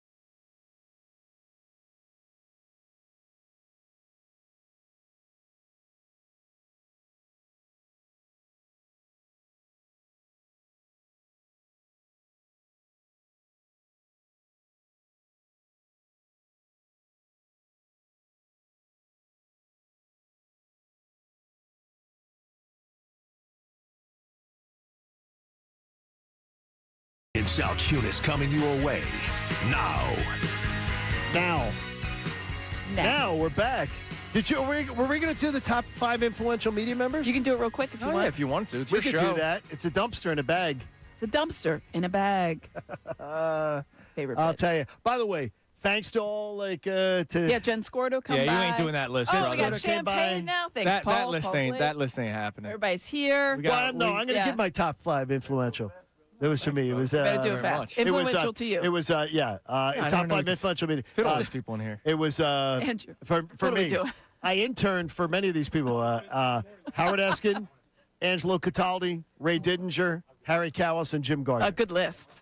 Good list. We're all double fisting here. And you guys, if you Well, can't look see, at if you're not this. watching on YouTube, you should be because everybody's in here and we're toasting now with some champagne. Is this why Austin Jones was fiddling with Yes. that stupid Yeah. camera earlier? Yeah, Yes. we worked on the Come on we through. got the overhead Come on shot. We got it all. Matt Cord's here. Before you, so I did say that you Matt could. Cord's here? No, there he is. Don't get me crying. I've never heard it. 5. Can you how say about a at 5'10" and a half? 6-foot guard out of? No, I'm not 6 foot. At 5'10" and a half, and I got measured last week. Give it to him, Matty. Here you go, Matt. At 5'10" and a half out of Temple. What number? Jersey number. I'd say 11. I like 11. I look like an 11. Can I You look have like it? an 11. Yeah, I like 11. Yeah, there you good go. guy. There we go. A 5'10" and a half guard out of Temple. Number 11. John, don't go. Stay with us. Kincade. Cheers. That might. That's a highlight. Yeah. That is Yeah, a rip highlight. that one off. I'm Take gonna that need with that you. clipped, Yeah. Connor. And of course, we have Paul Blake here as well. And Paul Hello, Blake's Paul. here too. Right in front of you, brother. Right in front of you. And the boss can't fire me. JK. Nope. I mean, there's only like 5 minutes. Right. You're out of here. Congratulations and thank you. You've been an awesome mentor to everyone around here. You've really been a mainstay for the last 6 years. We can't thank you enough for everything you've done. You've been a great friend to me, and I do appreciate that. And I think I can speak for everyone here as well. You've been fantastic, brother. I want to wish you well. Congratulations. But most importantly, I think Kevin Nagandi said it as well. I wish you a lot of health as you work towards as you keep speaking about your final contract and towards your retirement. We're going to miss you here in Philadelphia. Delco's going to miss you. That's what I thought Matt Cord said. He There you said, go. don't go, but I thought he said Delco. Delco. John, Same thing. Delco Kincade. Thank you for everything you've done. You've really done a great job of wrapping your arms around this radio station, around all of your colleagues. So good luck to you. Good luck to your family, and make the best of every moment, brother. Thank you so You're much. here. Well said. Thank you so much. Well Cheers to said. you. Cheers to you. We will. We will. You guys, this family has been amazing here. And when I was ill, you guys were extra amazing. But look, I heard Jason yesterday. I heard Jason Martinez have so much poise and have so much strength yesterday that I said to myself, don't be such a wussy boy and try to compose yourself a little bit more, because if he can compose himself more, just try to show your strength and your gratitude tomorrow. So that's what I tried to say to myself last night. To be able to come home and to do these 6 years here has been amazing, because my entire career, it was in Atlanta, Georgia, and a city that embraced me, a city that, you know, gave me a radio show for 20 plus years. And when you start a radio show, you go, you know, how long is the radio show going to last? And our boss said at the time, well, 5 years is a good run. And we ended up going 20 some years. And I'm like, okay. And the opportunity to come back to Philly that the Fanatic offered me, to be able to be here, to be able to be here, to be able to reconnect with my family, a very large extended family, my lifelong friends, that my high school friends and my college friends and my family that I would see once or twice a year, to be able to be a part of their lives for like every day was absolutely amazing. I mean, that was a gift too. Not to mention these halls where I got to interact with some amazing people on a daily basis that really were really fun. And it's a diverse group. It's a diverse group of like some really odd characters, if I'm going to be honest with you. And what I loved about this building, though, most of all, and I'm most thankful for, is that when I was ill, I asked for one thing. And I begged management, that I wanted to continue to work. Every day that I could work, I wanted to work. And I didn't care about what it looked like, what I looked like, or whatever. I wanted to work. And I also begged everybody that I worked with at the time and everybody I worked with around this station to just sort of leave me alone and let me go about my business as normal. And everybody at this station supported me so strongly and just propped me up. But they will never understand how just treating me normally propped me up. How just not treating me like I was sick and I was an invalid or something, and just busting my balls every day, like critiquing my opinions every day, treating me like normal, made me feel energized and alive. This building was great, from sales to the support team to everybody that answers the phones to just management here. I enjoyed my time so much. And I'm very, very blessed to be able to say, I don't want to get up at 4 in the morning anymore. And when I told Andrew that news, it broke my heart. But I couldn't do it anymore. And to be able to also go back to where I started and finish out there and wake up without an alarm clock in a place where my family's very, very comfortable is a blessing too. But to everybody that listens to this radio station, support it, love it. This thing's about to take off like a freaking rocket ship. If you haven't heard, LeBron James is coming to town. And he told me to get the hell out of town. The town wasn't big enough for both of us. This station is going to explode. Get in on the ground floor and be a part of it. And I will be watching from afar. I will be watching on YouTube. I'll be listening on my app. And I will be forever appreciative that whatever my name is associated with the station means the world to me. And everybody in this room and everybody at this station means the world to me. And Andrew, Connor, I can't say enough special about the two of you. Austin and Rodman and Shukri and everybody else behind the scenes. I love y'all. And you won't lose me. You'll know where to find me. And everybody who follows along on socials, you'll know where to find me. And something that Atlanta will tell you, I never once lost my Philly roots when I was there, and I don't plan on losing them now. So you'll always know that I'm one of you down in the dirty South. So if you need to find me, you know where to find me. I love you all. I appreciate the opportunity at 680, and I appreciate the opportunity here these 6 years at 97.5 The Fanatic. I love every one of you that ever listened to this radio station, and don't leave because it's just about to explode. Be with it. And don't miss. And I say, cheers to all of you. God bless you all. Cheers to you, John. Well said. Now on 97.5 The